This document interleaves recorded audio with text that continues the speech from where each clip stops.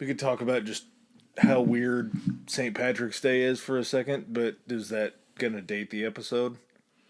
No, it doesn't have to. You can talk about a holiday when it's outside of that holiday. Okay. Is there a St. Patrick? Yeah.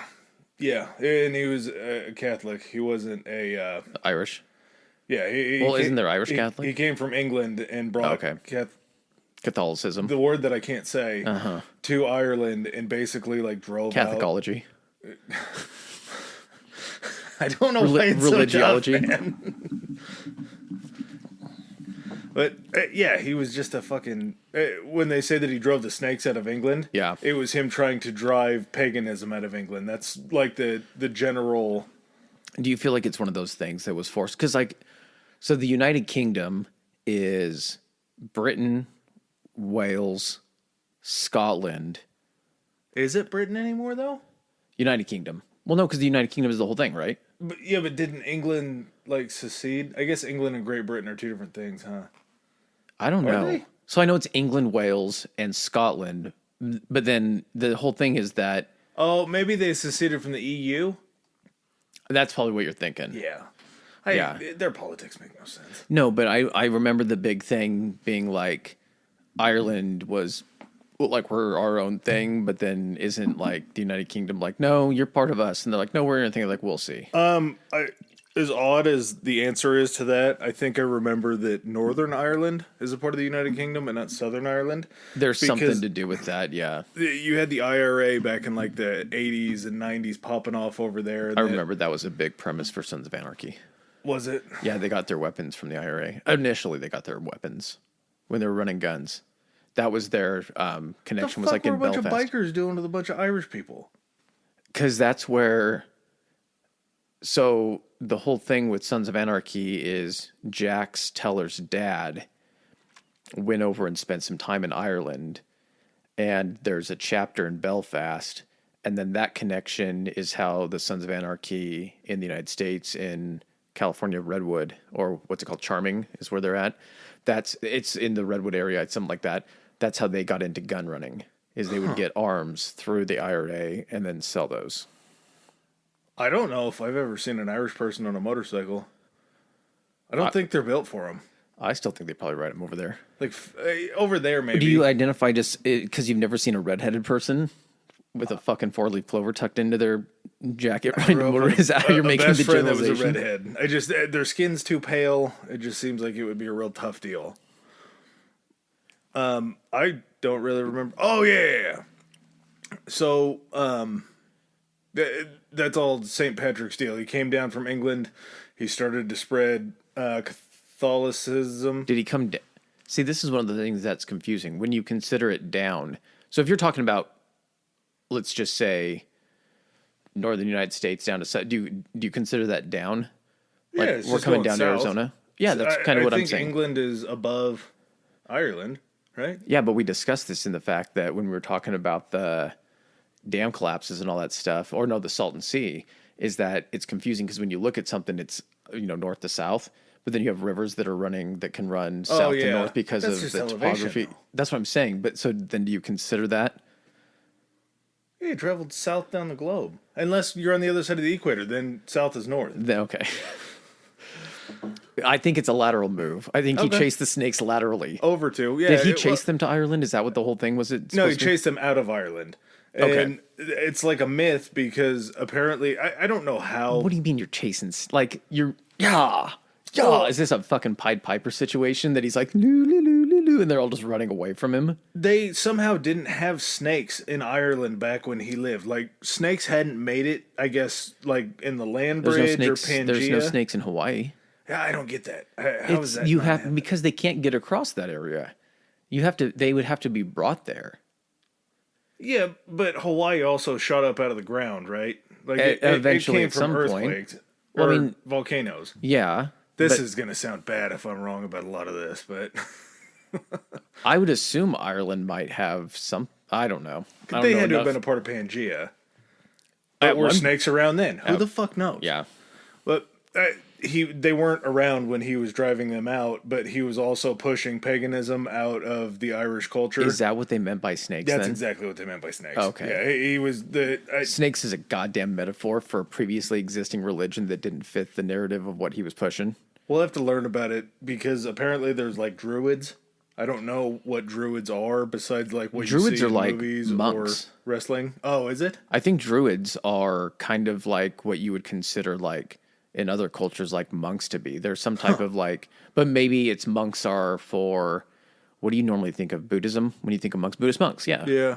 And so maybe druids are like... Are those assholes that... Pagan monks. Yeah. Yeah. Could be. But so, yeah, he helped to bring the Catholic Church to Ireland, and that's why he's celebrated. Yay. It's good stuff, but it seems odd that there are so many rules with a holiday that's just centered around getting shit-faced. Oh, yeah. Like, at work, I had some lady be like, oh, you're not wearing green. It's like, what the fuck are we doing? We're all adults here. Mm-hmm. We don't have to wear green into the office. That's not how it works. You fucking try to pinch me. Yeah, like, I'm wearing red. Do you want to kiss right now and make this fucking weird? Because you bring anybody up here that says, oh, you're wearing red, you need a kiss. I'll kiss every one of those sons of bitches.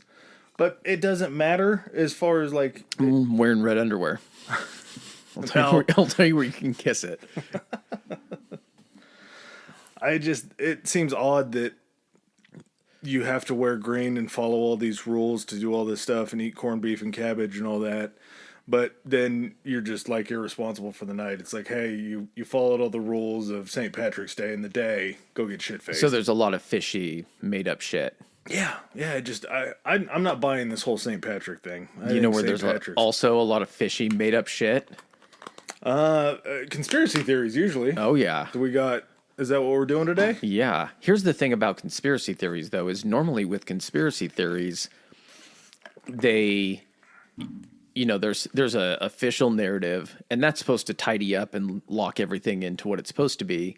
But when the official narrative has so many fucking holes in it, it's like the conspiracy. Is it really that? I mean, you get some shit that's like super far-fetched and out there, but this situation, this topic, this thing just invites, of its own creation, so many, I'm not even going to call them, some of them are conspiracies, but alternative possibilities. The only two things that I rule out of this was aliens weren't involved and it wasn't like another dimension. Other than that, I feel like we're not in a Bermuda Triangle situation, and we're not in a abduction situation. No, this is the greatest mystery in like travel history. And it's the biggest mystery in modern aviation, or probably in all of aviation. Yeah, or just travel in general, because it's not like trains just disappear. Yeah, and if they can't. There's fucking track. Like there's only one way the fucking train can go. Okay, yeah.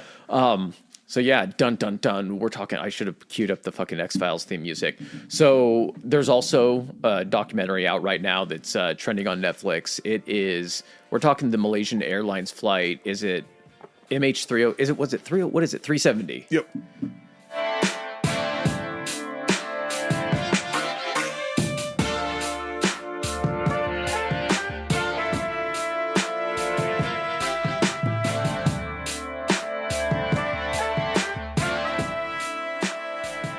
Oh, yeah, the question mark there. So is it fucking 3707? No, that's just a question mark. If we can't find it, did it ever exist? Yeah. So maybe it was 370. Maybe it was just all a figment of our imaginations. Well, no, it took off. It took off. And here's the thing: you got to be. I'm not saying careful, but you do have to kind of be somewhat responsible with this, because unlike some conspiracy theories where it was just maybe affecting a couple people, this is a conspiracy that a lot of people, fell victim, not only for the victims themselves, but also for all the families that lost somebody. And this thing is, how do you lose? I understand that this was 2014, but this was after 9/11. This is the modern age. 2014 isn't that far away from today. No. How do you sub-decade. How do you lose a fucking Boeing 777? Which, does that make it bigger than the 747? I think it's 747, 767, and then 777. Okay. But it was a an international plane. Like it was a very large plane that held a whole lot of people. And it was a fairly new plane for its time. I want to say that it was only like 8 years into service, and I think they can usually go for like around 20 years. If not more, I think. Because I think the like 7. Oh, you're talking about just not the model, but the actual that plane. Yeah, the lifespan of the plane. Of that aircraft itself, not the model, but the actual aircraft. So whatever number that aircraft was. So it was pretty new into service, and it had a very good record. One thing that doesn't really, it's kind of a throwaway at this point, but it was 2012. It had an accident on a runway as it was coming back in, and the right wingtip was broken off into the side of another airliner. Okay. And it took about 6 feet off of it. But in order for it to be flyable again, Boeing had to bring it back, and they had to do work. They had to replace the entire right wing. I would imagine that because if You can't just patch something on the end. no, I mean, at 6 feet. Yeah. I mean, you look at an airplane, you're like, that fucking wing is huge. But if you're thinking, even I think, you know how they have I don't know what the technical term for it, but how modern airplanes now almost have that sweep on the wing that goes up. They found out something that helps with stability and everything. So if any of that's compromised, Well, even that's almost 6 feet tall. I think that thing's fucking huge. So, but yeah, if you're taking that off, I mean some of that, I'm not sure the structural fucking layout of a plane wing, but I would think that like with all of like the avionics that have to be in there, that you would need to replace quite a big section. It's like replacing, if you're trying to replace like a fender on a car, you can't just take off the dented part. It's got to be that entire piece. Well, and the cost of the whole thing, I mean, if you didn't replace the entire wing and something went wrong, is going to be exponentially more. What's to say that than some just damage, unforeseen damage, didn't happen there. I guess it's a liability thing. But after they did that, Boeing replaced the entire wing. Everything was good. Was it for this plane? Yeah. It was the model or this exact plane? Yep. It was this exact plane. Oh, okay. So it had a clean bill of health after that, though. It was fixed. It was checked. Safety, everything like that, top notch. And that was years before. I want to say it was 3 years. I'm a little fuzzy on that right now. But if it happened in 2011, it got a clean bill of health after that. Mm-hmm. It was still a fairly young plane. Sound, or as far as the plane goes, it was all sound. All and as it loaded up, there were 227-ish passengers. I'll say ish for later on. It was departing out of Kuala Lumpur in Malaysia, which I just don't know where Malaysia is, to be honest. So, well, I mean, you saw the maps and everything. Yeah, I assume that, like, Malaysia was mostly Asian folks, but yeah, so I'm pretty sure it's more Muslim folks, or Middle Eastern folks. I'm not... Are you basing that off the name of the captain? Both of them, yeah. Okay. I don't know if that's the case, but I know that, so Malaysia, if you're looking at a map, so Malaysia is north of Australia. It starts connect, so it would be west of the Philippines, and it's down below. It doesn't connect to, but it's down right below Vietnam. So kind of Cambodia. Yeah, because they fly over Cambodian airspace. Okay. Yeah. And Vietnamese airspace. Mm-hmm.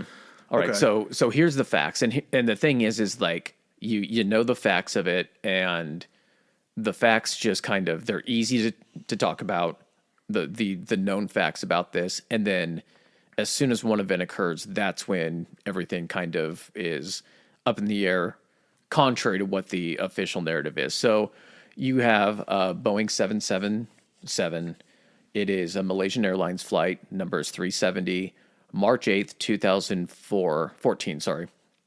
It takes off from Kuala Lumpur, destination being Beijing, China. It's a standard red-eye flight. This flight happens all the time. I'm not sure if it's a nightly flight or anything like that, but they said it was a completely standard flight. And there's something about less planes in the air so they can travel faster or something I would assume like that. because it's a red-eye, because I think it took off at like after midnight or something like that. 12:40. So you have a collection of people. It's not all Malaysian people or Chinese people going. You have some people that are French, some people that were, I think, Australian, and so, I mean, it's an international flight. People, vacations, work, things like that. So the flight itself, it is the fuel used for the trip or loaded for the trip. That would be used for the trip. 82,000 pounds. That's fucking insane when you think, is that accurate? 82,000 Yeah. pounds? Yep. And I don't get it. 82,000 pounds that you're just like pump this fuel in, then we're fucking like, and you just lift it. Again, this bases us off not having a strong understanding of how airplanes work. There's still some type of sorcery that goes into these things. I understand that it's, aerodynamics and all that kind of shit, but 82,000 pounds of aerodynamics plus everybody on board. Come on, man. how many tons is that? So 82 divided by It'd be 41,000. Jesus Christ. Yeah, 41,000 tons. So the fuel capacity of these things is 108,000 pounds. But of course, They sent it all the way up. They filled it all the way up to 108,000 pounds. okay, so the fuel used for the trip, it would take them 82,000 pounds. 80, yeah. And they fueled it to 108,000 pounds. And they fueled it to that 108,000 because that gives the plane enough fuel from Beijing in case they can't land there to fly to the next two closest airports. Okay. So it's an It's standard. Yeah. There's nothing fishy about that. It's the standard precautions. Flight time should have been 5 hours, 37 minutes. And the fuel capacity would have allowed, at the rate that the plane would be flying or was allowed to fly, would allow the plane to fly for 7 hours and 31 minutes. I think, again, that's 2 extra hours going into the fact that you said something happened. That would give them time to circle the runway if they needed just to clear something or something like that, or to get to the next, airport. the next two airports that would be capable of handling a plane that size. So plane takes off. The captain for this is Captain Zahari Ahmad Shah, and his co-pilot he's a highly tenured captain. Yeah, he's been around for forever. He's very well respected. And I want to say it was like 20 plus years maybe flying, something like that. So his co-pilot, they considered him to be what you would consider someone green, a rookie, is 27-year-old co-pilot Farik Abdul Hamid. Yep. And Hamid, this was actually the last flight that he had to fly as a co-pilot before he got his captain's wings or stripes or whatever it is they promote. So this was his last flight that he had to complete before he became He got his own co-pilot. Yep.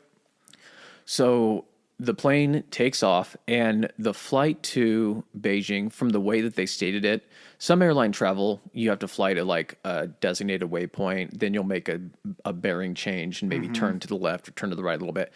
The way that they laid this out visually, it looked like it's a pretty straight shot. And that probably has something to do with, like you were saying, a lack of other airplanes in the air. It allows them to make a more direct route instead of kind of flying, you got to fly west on this heading, then you got to kind of go north on this heading and a roundabout way. Like airplanes do that. People don't understand that it's not just a straight shot. No, yeah. There's different designated airlane travel, air lines of travel that airplanes are allowed to go in to stop from conflicting with other airplanes, because you're all flying at a similar altitude when you're flying 35,000 feet cruising altitude.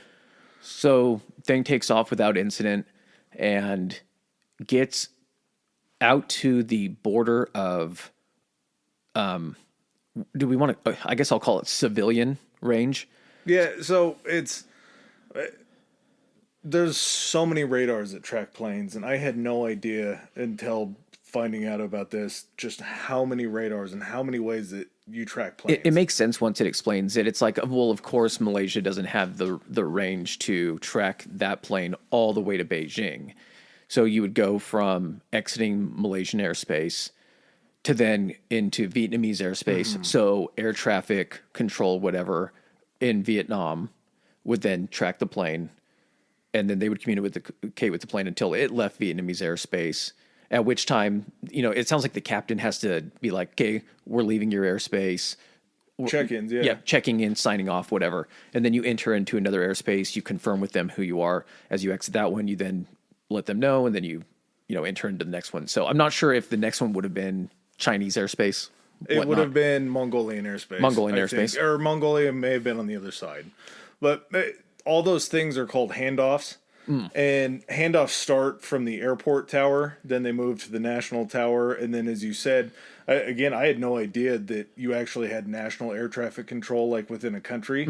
I thought it was, I guess I don't know what I thought. Designated by that airport. Yeah, something like that. But, which makes sense. I mean, if you're thinking about it, you're just like, oh, they're going to track us until we get close enough to the receiving airport, and then we'll switch over at that point. Yeah. So takeoff 1240. It ascends to 18,000 feet. At this point, there's still a hold of the airport tower. 12:50 a.m. There's a handoff from the airport tower to the National Air Traffic Control. And something kind of cool, I think it's probably just for red eyes, but when you're signing off, you tell the air traffic control and they tell you good night. And then the next place that receives you, they say good morning, because you're not going to see the last one till the next day, whereas you're seeing these people on a new day. So there can be times in between, and they're just called blackout times. And it can be a matter of seconds between you dropping one and you picking one up. It's like a dead zone. Yeah. Basically, that's literally all that it is. It's you not in contact constantly with air traffic control because you have to switch your radio frequency to get to the next. Or even their range doesn't extend that long. Yeah. There could be a time where, and I'm guessing that there's not, if you think you're flying over, because this is also flying over an area, a body of water as well. So it's not like you can just have, air traffic signal towers or whatever just sitting out in the middle of the ocean. Over land, if you're flying continental United States, it makes more sense that you would always be in communication regardless without any dead zones, because there's towers everywhere. So this thing ends up getting out of civilian and national Malaysian airspace. It signs off with them, and they're at 35,000 feet, so they've already reached cruising altitude going into the next one. They say they're going to hand them off to Vietnam. Ho Chi Minh is what the radio tower was that they were getting a hold of. And this is where things everything was normal up to this. So it never makes it. Nope. So there's never any communication. At this point, they sign off out of Malaysian airspace, and then the flight is never picked back up by Vietnamese air traffic control. And this is where everything has to be pieced together based on other entities coming in. So you have your national, civilian, all that air traffic control. You then have military controlled airspace, which probably is a little bit wider, because I would assume that you would want to track inbound from a military standpoint. Your airspace or your traffic control would need to be larger, because you need to have more of an awareness when possible, enemies are coming into your airspace, to identify those beforehand. It's purely defensive. That's you use it obviously when you're launching planes, but you need to keep an eye on your radar screen as far out as humanly possible, so you can be prepared when something's incoming that you don't know. Yeah. So at this point, the airplane disappears. And how long is it before? I mean, it's got to be pretty quick before Vietnam or Vietnamese air traffic control is like, hey, we're not picking up on this thing. And they try to contact the plane, because it's not just like the plane radios into Vietnamese air traffic control is like, oh, hey, by the way, we're entering your airspace. No, it's like it's a scheduled, they know what flights are supposed to be coming in. Well, it was supposed to be 5 minutes. They said the longest time was 5 minutes. It took them 14 minutes to realize that there wasn't a connection between the two of them. So that's how minute of a span of time we're talking about. It was 14 minutes until they realized it. So technically 9 minutes. Was it 14 additional minutes outside the 5, or was it total? No, it was 14 total. So 9 minutes. Yeah, so almost 3 times as long the wait that they realize something's wrong, we're not connecting to them. They start radioing, again, something new. They start radioing other planes that are kind of sharing the airspace around there, because I guess it's like boats, how you can send them to check on them, and then you can get a hold of them because they're close as far as microphones and stuff. They say, hey, MH370s in the sky, we have no connection to them. Can you try calling them over the radio? Try your radio frequencies, see what you can pick up from them. They radio over. They report back, nothing. We have no idea. As it was leaving the airspace of Malaysia and coming into Vietnam, it takes about a 30-degree turn to the right. Left. Right. You sure? Yep. Oh, it does a quick, yep. Yeah, so it takes a 30-degree turn to the right, which sends them over the South China Sea. It sends them over a strait, I think, first, but then it's into the South China Sea. Yeah, they're, just to give some geographical reference, so that area is the Gulf of Thailand. Thailand and Malaysia are part of the same landmass. It's like the bottom portion is Malaysia, top half is Thailand. So it's kind of like you said, it's a strait between pretty much a peninsula that comes out from Vietnam. They're aiming to fly over from Malaysia to the closest available land in Vietnam. And then, yeah, like you're talking about, I didn't see that there was that little swoop to the right. Oh, buddy. I got this. Don't you worry. Oh, go on. It just, the whole thing, as it takes that turn, they can see it on the radar, kind of leaving like, oh, okay, that's a little bit weird. And it definitely is odd because you're supposed to be either going straight or kind of a left-hand swoop up into China to Beijing. Mm-hmm. So going right over the ocean was completely not planned. Could have been flying. I mean, if you're so used to just normal air traffic control, that could have been something almost as simple as being like, hey, we see a storm and we see it extending way over to the west. Yeah. So I'm going to try to bank a little bit to the right and kind of fly out around that before getting back on my scheduled course. True.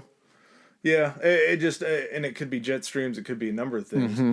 But again, what happens in this 14 minutes is some of the most crucial shit ever, because after they get the handoff, after they start to veer to the right, 2 minutes after the handoff, when they went black, the transponder shuts off.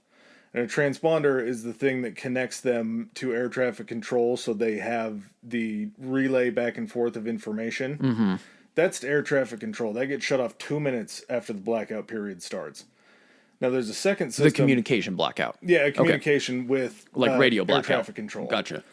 But because we're in modern times, there's a second reporting system, and it's called ACARS. It's an acronym for aerospace. You can just kind of choose your own narrative there. But it's basically a reporting system that reports back to Boeing. So if there is an issue that they sense with like an engine or something like that, Boeing gets directly informed. It's redundancy systems. It's backups, yeah. It's just that kind of a system to where they want to make sure. And Boeing's cut off, the ACARS cuts off at 1:22 in the morning. So we're talking about 12:50 is the handoff from the airport tower to National. Mm-hmm. Then you have the National handoff to Vietnam. You're right around like 1:19, and this shuts off at 1:22. So this shuts off very quickly after the transponder shuts off. Here's what I don't get though, and this is going to fall into there's a couple conspiracies. It's not just one. There's actually several of them. Why is there an ability in the fucking cockpit to turn off the transponder?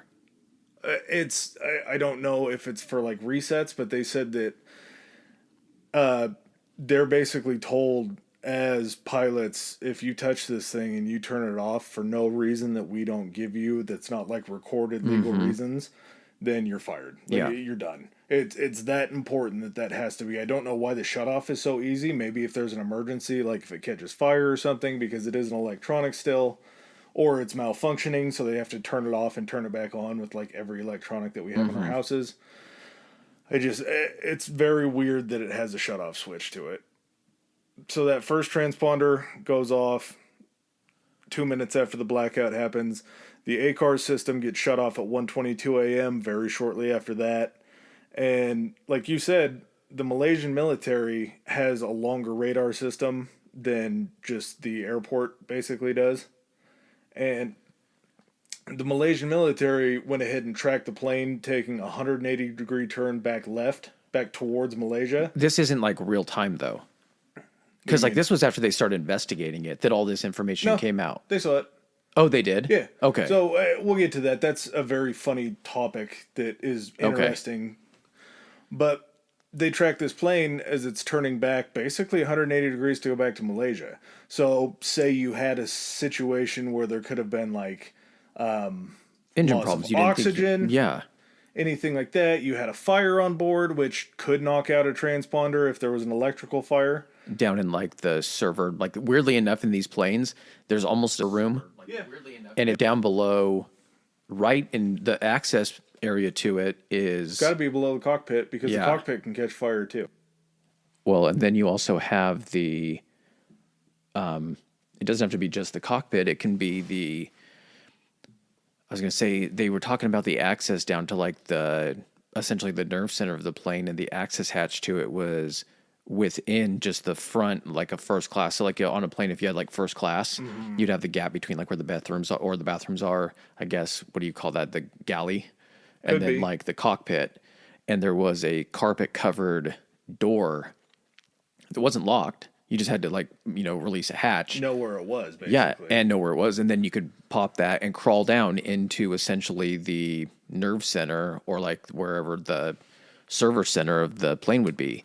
And you couldn't control the plane from there, but you could control all of the electronic aspects of like the communication, the transponder, all of that stuff.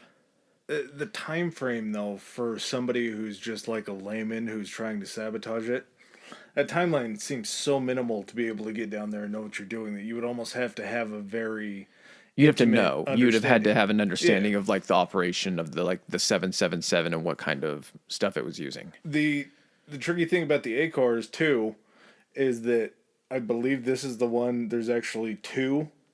There's an ACARS monitor that's in like I guess the center of the plane. Mm-hmm.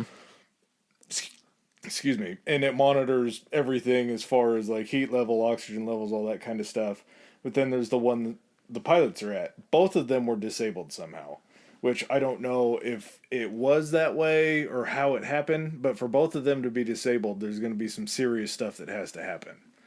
So this is where the second thing comes in, and maybe I'm just wrong with my thoughts as far as the directions that it traveled.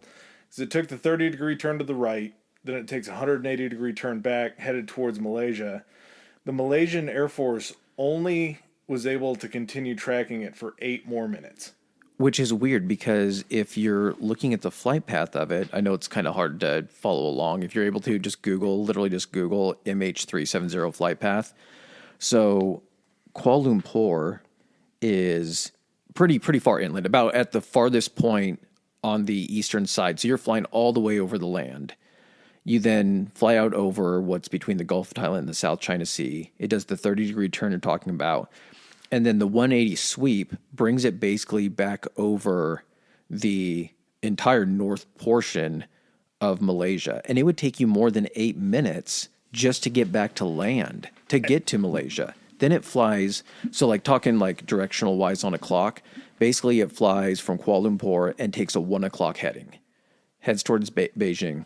Then it turns about what looks like to 3 o'clock for a short period of time, and then makes a big or a small tight loop, and then starts heading at like an 8 o'clock kind of heading. And that takes it completely across the northern swath of Malaysia. So you would think, They would have to continue picking it up, right? well, if they can have it all the way out there into the South China Sea, you would expect that Malaysian airspace, especially for the military, would be equal distance off the western coast of Malaysia, which would take you maybe like another hour just to get to that point. The fact that they have it for 8 minutes. They had to have known longer. And once I kind of explained what exactly happened with how the ensuing search party and everything goes, maybe it'll make a little bit more sense. But finally, the last fail-safe that they have is there's a satellite antenna that's attached, and it makes something called a handshake with the satellites. What was that one called? That's what was it called? I don't remember if I'm trying to think of the company it was. Okay, keep going. But basically what it is it's the antenna sending a signal to the satellite, and it's like a login basically, and it's, hey, I'm here, I'm within your range, you're within my range, nice to meet you, I'm in your space now.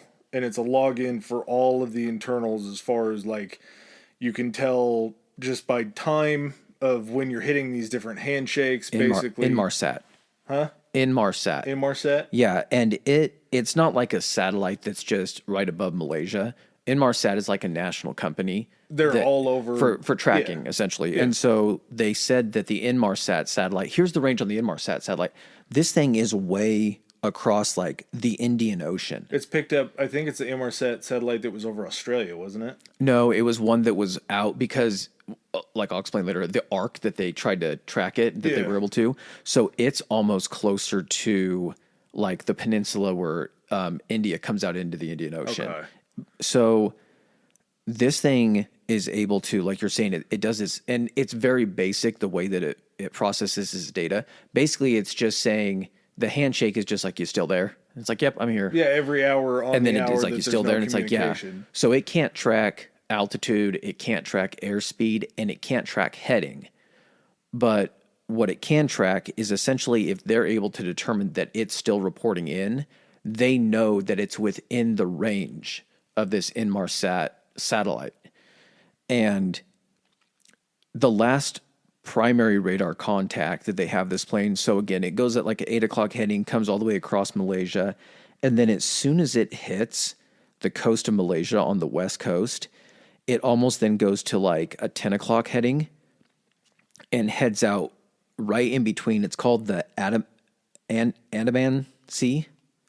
Okay. That's like the little ocean area. And it's just kind of a gulf between Indonesia and Malaysia and Thailand. Is that the Strait of Malacca? I think it is. Okay. And it basically, the flight path takes it to where it tries to stay equal distance between like Indonesia and Thailand. So it's almost like had it been flying at that same course where it was going at 8 o'clock, it would have came straight across like the northern section of Indonesia, which I'm sure at that point it would have been picked up by some type of air traffic control within Indonesia. Yeah. So whoever is doing this or responsible for this, I don't know. They obviously know how to turn off all the transponders, and we're going to talk about the pilot and everything like that here in depth. But it's like the person doing this knows to try to stay as far out to sea as possible after crossing back over Malaysia. And so like the last primary radar contact that they're able, and this is again radar, this isn't the satellite contact, is it gets out, I think 230 miles from the west coast of Malaysia. It hasn't quite passed the tip of Indonesia, and then that's where it essentially loses radar contact at, it says like 222. Which tracks with just kind of the timeline of everything. So an hour. Yeah. And so the only thing that they have left is this satellite system that's collecting these handshakes. And as it's collecting the handshakes, it collects 8 more of them over the next 7 hours until 9:15 a.m. And so you're looking at roughly about 8 hours from takeoff, kind of somewhere around there, maybe. To the last time that it has that ping? Well, no, to the last time it has a ping, it's only 7 hours, right? Well, yeah, I think it's somewhere. That's where it gets kind of complicated. It's so weird how they calculate this data. And here's the thing: is like when they're finding out this data, they have to go into and get a hold of Inmarsat, the company. I think I want to say it's a British-based company, but they have contracts all over the world. And so they have to go into this Inmarsat data because, again, it's very basic. It's like you said, it's just hey, you still there? Yeah, I'm still here. And they go into that, and basically out of that information, they're able to kind of extrapolate two possibilities. One of them is that it basically makes, like, if you have the satellite, which is way further west in, over the Indian Ocean at this point, think of like a radar, how it's concentric circles that go out. So basically they use the ping for the Inmarsat data, and they're able to basically make like a concentric, almost like half circle or like quarter circle for the path of this one going north, but staying within the Inmarsat range. So it almost like takes it up from the last ping, and that puts it all the way up into, I think it's like Kazakhstan. So, and they can tell that because it's still doing this handshake, that's what the flight path could be.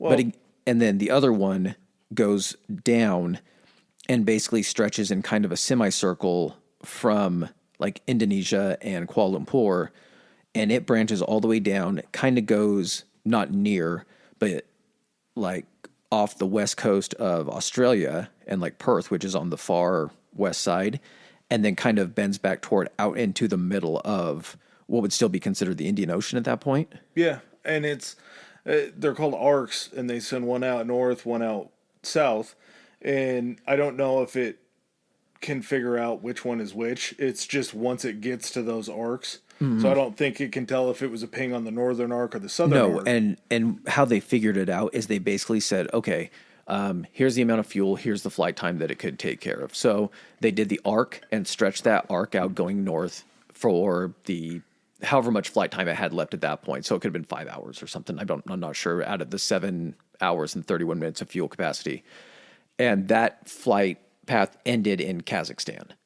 Well, yeah, so automatically at that point that if there's no plane crash in Kazakhstan, which would be reported, and someone would have picked it up over all that landmass. Yeah, true. Someone would have picked it up. And then the one going north never goes over land again. And so Never goes over sea again, you mean? no, it never goes overland. That arc going south. Oh, yeah. So it's one south, going to Kazakhstan is all over land. Yep. The one going, south or so north is over Kazakhstan and all of the, Asian and Indian landmass. The other one basically never touches dry land again. And the flight time ends up in just a fucking blank spot in the Indian Ocean, kind of the South Indian Ocean, I think they would consider it. Yeah, so judging by the fuel economy that it got, it was loaded to full capacity, which can carry it 7 hours and 31 minutes. Now, when the turbines stop, they can actually kind of act as generators to continue powering the electricity. Mm-hmm. So there could have still been electricity as it was either gliding or dropping, anything like that, still to get these handshakes to that antenna. So after that, 9:15, it's completely lost. They have no idea.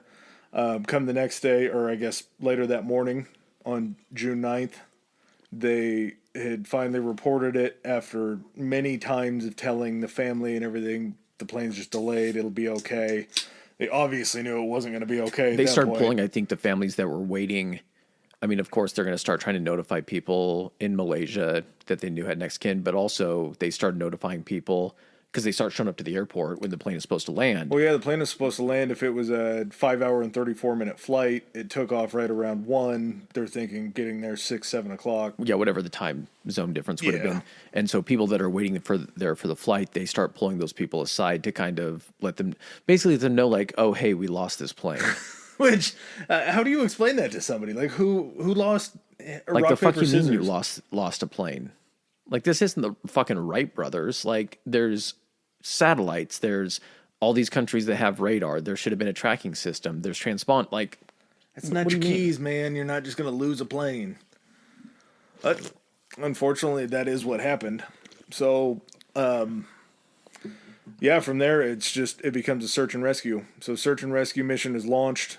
they start searching first in the South China Sea. Well, and this is where they really get some stuff fucked up. Is they're searching where the Initial turn. Yeah, right where the initial turn happened. So they're thinking where the transponder turned, the transponder itself turned off, where it went off the actual radar. So they start searching off the coast of Thailand, I think in the South China Sea. They get some weird tips about like some oil or something like that being in the water. So they send the search party there. They check it. It was just a leak from a passing ship, something like that. It takes 2 days till March 11th for the military to come and be like, hey, we actually saw it take a 180-degree turn the other way. We think that it's going to be back over this way towards the Strait of Malacca. We're going to make that happen. We're going to send them all the way over there. And so the second search, 2 days after, so you're talking 3 days after a crash, survival is pretty much lost at that point, I would think. Well, here's the thing, too. This is, and I understand that, like, as far as like developed countries, okay, if you have your own airline, Kuala Lumpur is not like a third world area and everything like that. Like it's very big, very populated. So not only that, okay, so this is 3 years. Oh no, not 3 years, but this is post 9/11 when people are basically, if a plane is not going where it should go, and the military was aware of this, like how does that not automatically set off alarm being like, this could have possibly been a hijack flight. We need to get jets scrambled to find out what's going on with this flight and find out that if it's a threat and if it's a hijacking and they're looking to either kidnap all of these passengers, crash this thing into, a target or something like that.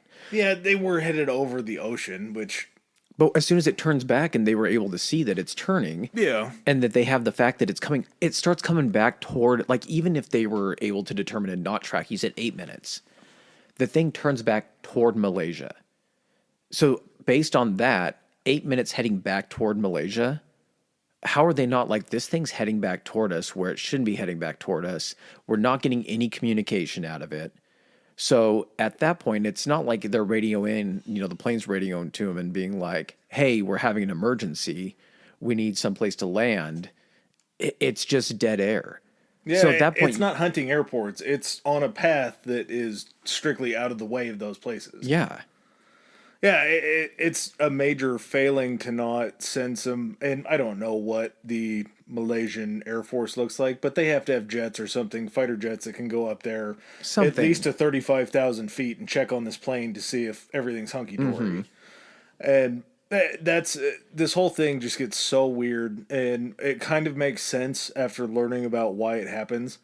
But after they send out the second search party in the Strait of Malacca, the very next day, March 12th, the military comes out with another revelation about the turn toward that last little turn that you were talking Mm-hmm. about towards the Indian Ocean. Yeah. So then they're like, yeah, we actually continued to pick them up on radar as they headed out towards the Indian Ocean.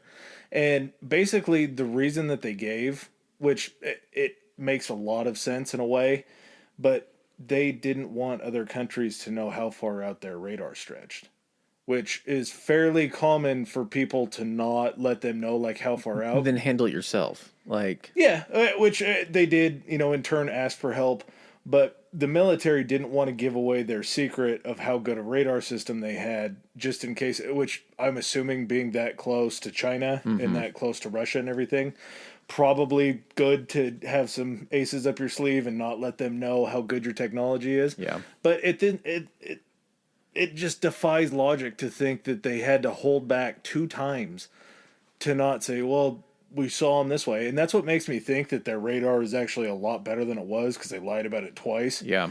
I think there's a chance that they might have watched it a lot longer because they pointed them towards the Indian Ocean. The third search area was a fairly large area. They had asked for help initially from Australia. Australia was more than willing to help. They actually, I think they fronted like the first little bit of funding that was needed for the search parties. Well, once they got to the into the position where they counted out the northern route that would have taken them through those Inmarsat pings into Kazakhstan, at that point you can just fly over land on that path and be like, do we see crash? Do we Yeah, see any type of wreckage? It's going to be on, even if it's up in the mountains or something like that, you'll hear from a village, yo, this plane flew over way too low. or someone calling in from someplace being like, hey, we saw some fire or we saw something like that. You're going to get something that comes up. So I'm not sure of the timeline, but they were able to pretty much cancel out and say, hey, it didn't take off. It didn't take the northern course that would have gone over, and it would have even gone over Chinese airspace too. So like, it's not like China doesn't have the ability, if they're tracking this thing, which they definitely would have, to scramble some jets up there to find out what the fuck's going on. So through that process of elimination, they're like, okay, well, unfortunately now we have to go with the southern route.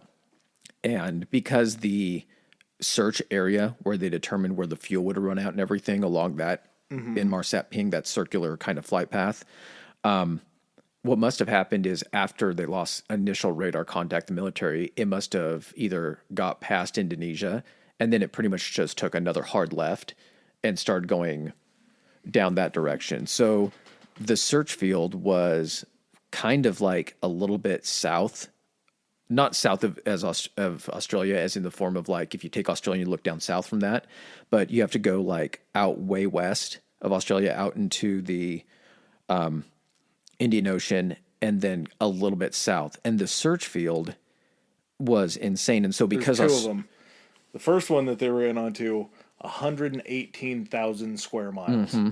That's a huge swath of ocean that they're covering. And not to mention, not to say that this would play a factor, but it was something that I learned at a young age. The Indian Ocean is like the worst ocean as far as like issues and wind blowing. I think that's why isn't that why you always hear of like the tsunamis and shit, is yeah, because it's like the a really most treacherous ocean that there is.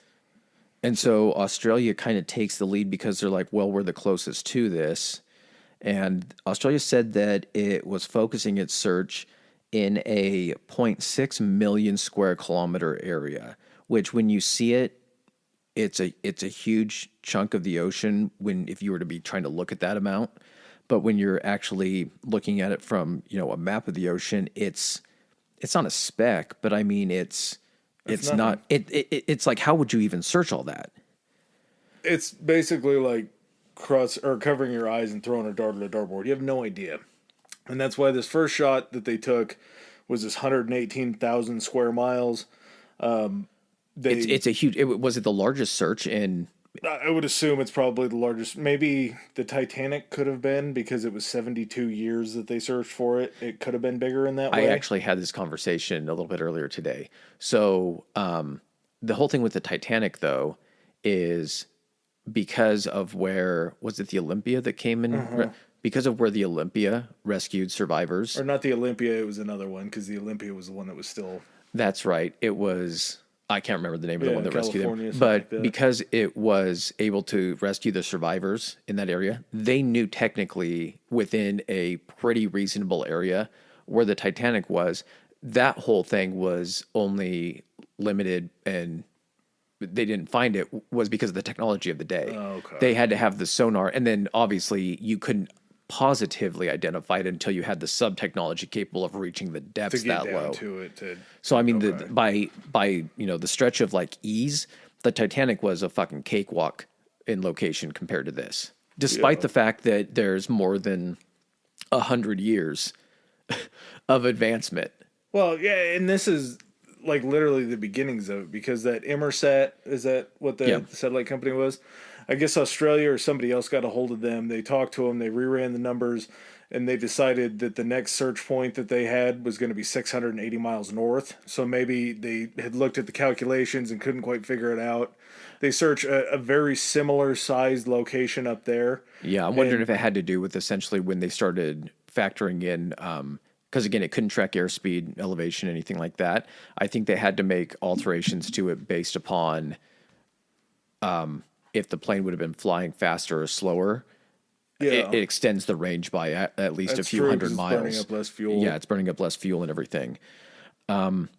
So they determine, and what the official narrative is that this thing went down in the South Indian Ocean. So that's where they start focusing. And despite a massive search by, it's multiple countries trying to participate through ships with 26 sonar. countries, dude. 26 countries. Ships that are trying to search this, airplanes that are doing aerial coverage looking for a debris field, which, if a plane goes down, here's the thing. Despite what Captain Phillips is the goddamn Tom Hanks one where I'm the captain now. What's the one? Sully. Nope. Sully. Oh yeah, Sully Sullenberger, the guy Okay. that landed on the Lands on the Hudson. So the deal is people watch that and they're like, oh, so these things can like land on water and float. Yeah. It's not like that. So essentially, I mean, obviously it can happen like that because that actually happened. That also happened because their altitude wasn't high enough. This was 30,000 or 35,000 feet. I don't think Sully ever got up that high. No. And the fact is once that plane runs out of fuel, you're in, I don't know if you want to control, you're in either a stall or some type of dive. You're a glider. You're a hang glider at that point. And guess what? This thing, obviously doesn't have fuel at this point, so you're lacking that 108,000 pounds of fuel. Mm-hmm. But the trajectory of something when you can't control it, when the engines are shut down, and you're trying to, and that's even if someone was in control at this point. When it hits the water, I mean, you've seen if something hits the water from a high enough, it's like hitting concrete. Yeah. So whether it hits and does, tries to hit it and tries to level out or anything like that, they even said that, and we're going to get into the debris here in a second, which, happens over the course of a long period of time. They were saying if the plane went in more vertically, it would cause less of a debris field, less damage. Well, yeah, because it's like when you see a high diver or something like that, if they go straight in, their splash is going to be a lot shorter. Yeah. Or a lot smaller. And the thing too is a plane, it's made of metal. It's not like a ship where the whole structural design is to displace water and keep the thing afloat. If a plane goes in at that point, it's going down. Yeah, And it's sinking. It's not like and all it has to do is to have that air escape the cabin itself to keep it from being pressurized. Sure, if it's a pressurized tube with air forced to stay in it, it might float. It might have some buoyancy. If that thing depressurizes at all, guess what? Water can just seep in there, weight the thing down, and it's sinking. Yeah, as soon as that counterweight meets its maker, then it's going to sink to the bottom. And like you were saying, like the way that the ocean is here, not only are you dealing with like really rough seas and everything, but the layout of the ocean floor, it's like a fucking mountain range with these insane canyons and stuff like that. The depth and the topography, it makes trying to detect something on the bottom, especially the size of an airplane, which, all of us are like, an airplane is fucking huge. Well, guess what? Compared to the ocean, no, it's fucking not. Speck of sand. So trying to locate this thing is crazy. At this point, full disclosure, they've never located the actual wreckage of this thing or where it went down. No. The only kind of oddly cool thing that came out of this was they were able to map, I think it was like 3 million miles of ocean that they hadn't ever mapped before. So that was how much the search was they were mapping the topography of everything underwater with submarines and shit like that. And then just different parts of the world that we've never even explored that are out there. So we're going to try to find a plane in an area that we mapped that never had even been explored. That's just insane to me. So I'm not sure if it would be oceanographers or who would be that would be tracking this, but eventually there are, as part of this search, they're looking for anything and everything they can to confirm if this is what occurred, if the plane crashed. That's, the official narrative. I believe that is what happened, is that the plane did actually crash. The conspiracy is, how did this whole thing happen and why does it happen? But oh no, there's plenty of conspiracies where it didn't crash. I'm saying what I believe. Okay. I'm not saying that that's what really happened. Intentional or accidental? Oh, not accidental. Not accidental. Okay. They mapped out what debris could have, they don't know what debris could have been possible. What they did is they tried to map out the currents to state, here's what the currents would do, and here's the expected time frame of what would, you think it, like Australia it's the closest part to this, that if the wreckage is going to go anywhere, it's going to go toward Australia. Completely wrong. Yeah, the way you're dealing with tides and different everything else. It's going to push things different directions. Windstorms. It was actually similarly almost this, like a lot of different directions, all going toward the west. And so they actually showed what would be a estimation of time frame it would take any type of debris to get anywhere, and everything would be traveling west across the largest expanse of water instead of going to the east, which would be closer to Australia. And so through mapping this out, they determined that if it was going to wash up anywhere, it was going to be somewhere within the region of like Madagascar. So all the way to fucking Africa.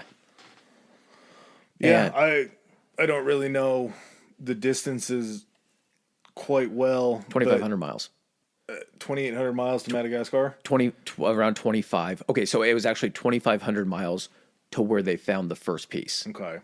So you would have to think, just since everything is round, even though Madagascar is so far away, it's probably the closer landmass to anything in which the else. way the tides were going, yes. So the tides would be coming in that way, which is very interesting that all this is known, because conspiracy brain is going to kick in with some of that stuff.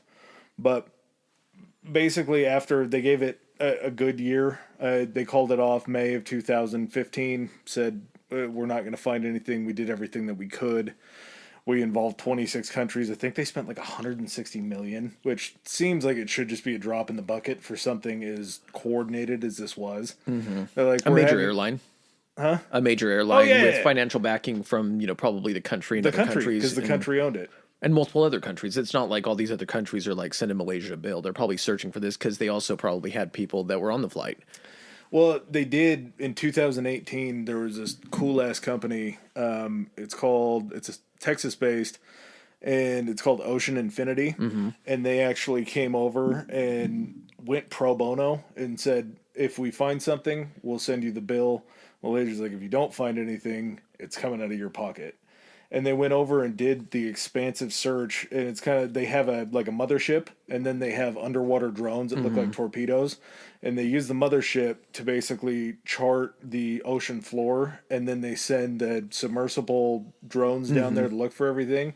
They ended up coming up with nothing, but that was a situation where they said they were going to do it for free. I'm sure they probably paid a decent amount of the 160 million as far as like labor for the other countries and all that. So I guess backtrack from where that was in 2018, but fast forward to where they actually call off the search. July 29th, 2015. So more than a year after this occurs, on St. Audrey or Union Island, who's the guy that found it? It's a French-controlled island. The guy that found it, I think... Colonialism. Yeah, odd that the French would have a small Well, colony in French an island Indo off of Africa. French India. It wasn't that who took over was, or no, British were the ones that were in India. I think they were both fighting and jockeying for area Because that's down when you had there. like French Indochina and stuff. Okay, Yeah. so yeah, you know what? Colonialism knows no bounds. No, yeah, so it's way down there. But on this day, the one of the right wing flaperons from from flight 370 washes ashore. They see something white on the beach. They don't know what it is. They go get it. It's a big, vast expanse. It's about 6 feet long. I think they said maybe 5 feet long. But yeah, just a very odd occurrence. So they call it in. They bring it in. They go ahead and check the serial number. Boom, serial number matches MH370. So that is Well, the first piece. Well, we'll get to there. okay. But that's the first piece of debris that's found. Here's the thing, too, is what's fucking crazy about this is the flaperon. It was found by it was found by a local guy, Johnny Beg B with the E with the little fancy French thing above it, Geu, Bayou. I don't know. More than a year after, so it ends up washing up on the beach of this. This is a tiny fucking island, man. Yeah, very, very small. So the chances of it hitting there seem so astronomically high. Here's what I don't get either. So the flaperon, which again we discussed this. This sounds like the most made up fucking. Just like it's just like you're looking for like you've named everything else on the plane, and then there's this one piece. Essentially, the piece was like a middle section where you have the area between the fuselage going out in the wing. It's like a straight portion, and then you have the part of the wing that starts kind of sweeping back. There was the area right between where it sweeps back, that angled area. The flaperon apparently was right there. It can either lift or it can That's just- fall in order That's to just speed lazy up. naming. They were trying to figure out a name for it. They're like, it's the flaperon. Oh, fuck it, write it down. I have a constant high thought all the time about why stuff's named the way that it is. Because who looked at a grape and was like, I'm going to call you a grape. You have no thought or access of reason as to why you would do that. Well, when you look back on it, it's like everything goes back to like some type of like Latin, and it's like Latin. The translation was, and then it's some lovely terminology for it, but we've just like bastardized it down to like just the most like grape, Yeah, but or French like grape. what the fuck though? Were the Latin people doing the same thing? Like you had to come up with a name for it, so you're just looking at it like, what's that piece? Well, we'll call it a flaperon. Mm-hmm. So, right flaperon found July 29th, 2015. How's it float? This thing's metal. It's not airtight. The fuck is this thing floating? It was just a piece of it. So it wasn't the entire flaperon. It was a straight metal piece that went over the top of it. Well, I'm looking at the picture right now, man. It's an actual... No, look at this shit. That's the fucking flaperon. Yeah, but it was just a flat piece. It No, wasn't... I know it is. What I'm saying, though, so this is okay, it looks like a mini wing, a small portion of the wing. It's got a rounded edge on the front, and then the back tapers down to more of a point. But what I'm saying is that it's also got a hole in it. So is it just that it had enough air inside to stay buoyant? Like, take a piece of metal that's not, like, made into, a boat shape, like water disbursement, like, type shape. Like, how the fuck does this thing float? If it's aluminum will float. Oh, that's true. So it's... And this will come into play because this is a very big piece of the puzzle for one of the conspiracy theories. June 2016, and again, we're going to go directional on this, a right wing flap. So we found a right flaperon and then a right wing flap. A year that we later. also found on Pemba Island, which is another island off of Madagascar. Then May 2016 of the same year before that, there was a right wing fragment that was found in Mauritius. So we have a right flaperon, a right wing flap, and then a right wing fragment. And all three of these had serial numbers on them miraculously that matched 370. So there's been other pieces that have been found and kind of put together as far as like, yes, this is a piece, but it's been spread out kind of everywhere. So there's no really conclusive as to where it is still because it was just so random where they would find these pieces of wreckage. But these three pieces had propped it up as to, yes, this is definitely where it went down over here.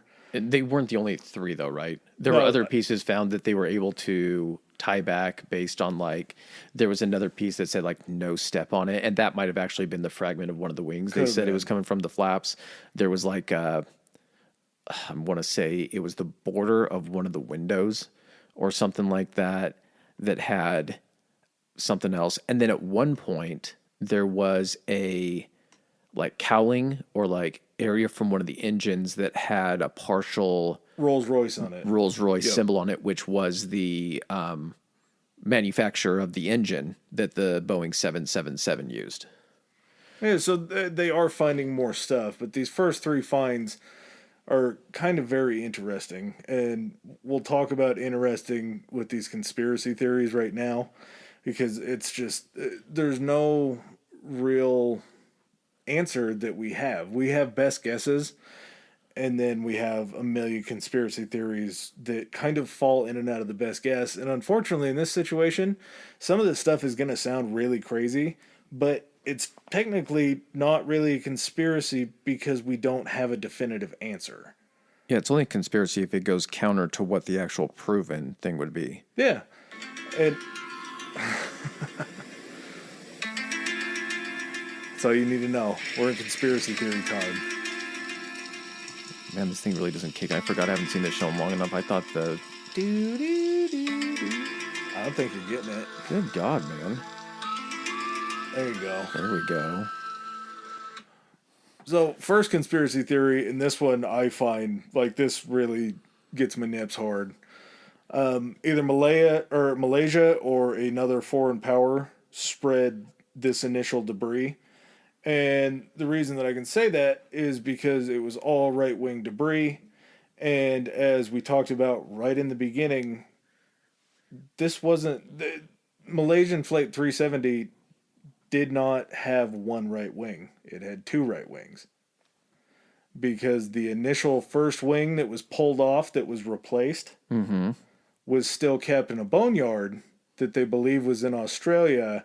It wasn't ever destroyed because all these pieces from these very expensive airplanes were all basically put in a boneyard. So it's basically like a junk pile for... I didn't see any of this, so you're blowing my fucking mind Really? right now. No, I didn't. Dude, Yeah, they we're didn't about cover to get this. real weird real quick. Okay. So it is possible, and it has potential to say that Malaysia was looking for a way to make it sound like they had actually figured out sort of where it all came from. So that would make sense as well because they would share similar, or not the same serial number because it's a exact same different part. serial number. Would it? Yep, because it was all the same pieces to the same plane, so a serial number would have to be attached to every single one of them. Okay. So everything would be matching with the same serial number. And because this wing was already in use for years, there's going to be air wear and there's going to be time where the paint is going to be a little bit more faded. It's going to be closer to a match than a fresh new wing. Well, yeah, it's also been sitting like especially because it's been floating in water and everything like that. You can make an educated. It's like when they do carbon dating on stuff. Yeah. You can make a guess based on certain things about the age of it, or the wear and tear, or where it was acquired from. Kind of same thing, but when something's been floating in the water for over a year, I'm doing quotes here. What's your argument to say like, well, this thing seems like it was sitting out in the rain for a while or sitting out in a boneyard and then it was put in the, like, what's to say the difference between being weather worn in the ocean, like that you couldn't fabricate that, I guess. Yeah. Yeah. And this is really going to blow your mind if you haven't heard about this. There was barnacle growth on all four sides of this flaperon that they found. Okay, you're going to have to explain what the theory behind that is. I understand the whole concept of barnacles being in the ocean, stuff like that, but when you say all four sides, what does that indicate? So it indicates that it would have had to have been submerged underwater. Now, when they tested it and they put it in water a second time to kind of figure out floating patterns and how it would move, it floated. So there was a side that was always up in the air that didn't have water on it that couldn't have grown barnacles. These barnacles as well. It could have flipped in the waves. It could have, but it would be dry on one side. Okay. Pretty much for most of the time. The other interesting thing about the barnacles is the barnacle species that they found on these was not native to that part of the Indian Ocean. The barnacles that they found that were on it are actually native to a colder part of the Indian Ocean that wouldn't have survived in the warmer waters on the trip to Yeah, where over it the was course of a found. year. It's not like it's just being submerged in water, warmer water in the Indian Ocean for a few days or even a few weeks. I mean, once it enters that path to get closer to Madagascar and Saint Andre, Reunion Island, it's there for at least a couple months on its way getting into It's going those to get warmer warmer. Those barnacles are going to die off in the heat. So it was found with a barnacle that's not native to the area where it was found.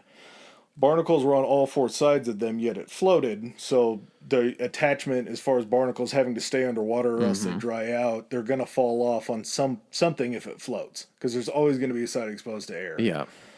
And all three of these main pieces that they first connected to the flight all had the same serial number, but they were all right wing pieces, which they had unlimited access to right wing pieces. So if you're looking to set up a frame job, I'm not saying that this would be easy, because you would have to get into the boneyard and steal these. And they've never gone back and actually said, yeah, no, this is like, we're missing these parts from the wing that are in the boneyard. Like, that's never been confirmed. Yeah. So it possible, impossible, that's sort of for you to decide. I just find it very intriguing to think that somebody would go to these lengths to try to cover up one of the biggest air mysteries, the biggest air mystery that's ever happened in the history of the world. So that to me seems very interesting. Along with that, there were 6 more pieces of wreckage that were found in Madagascar on one of the coasts. And Malaysia says, hey, you hold on to them, you turn them over directly to us. They sent I don't know what you would call him, like an ambassador kind of. Some type of liaison. Yeah, from Malaysia down to the capital of Madagascar where these were being held. On his way to pick up these 6 pieces, he was assassinated. His rental car was just in a barrage of bullets that killed him. Now that seems really weird that this guy would fly to Madagascar from Malaysia without really anybody but the 2 governments knowing, and then all of a sudden he just gets assassinated down there. Like, I don't know what the murder rate is in Madagascar, but I got to imagine it's a little bit higher than the likelihood. It's weirdly coincidental. Yeah, which, again, this could all just be a weird coincidence. That shit happens. He could have been driving a sick rental car. He could have driven in the wrong part of town. Some shit happened. It just seems very odd. And ever since then, basically, Malaysia and Madagascar haven't really made their communications about these things public. So, could be something very weird there. I don't know what it would be, as far as, like, maybe a country or something that has maybe some ulterior motives to do it. Those are 2 of the conspiracies. The one that I think you and I are both kind of in agreement on is going to be pilot sabotage. Yeah, so let's pivot a little bit and talk about that. Can we take a leak first? Huh? Can we pee first? Who went pee first? Can we pee first? Oh, can we pee first? Yeah.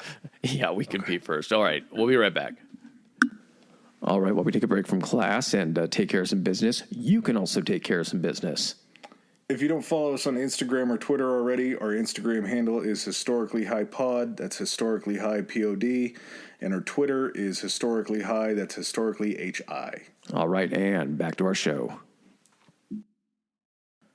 All right, we're back at it. Okay, so pivoting to the pilot.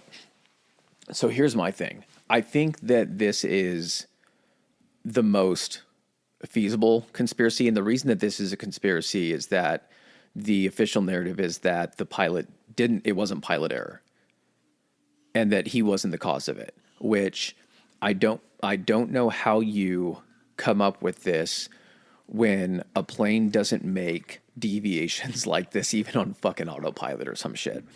And so just kind of going back, again, Captain Zahari Ahmad Shah. I'm just going to say Captain Shah. Yeah.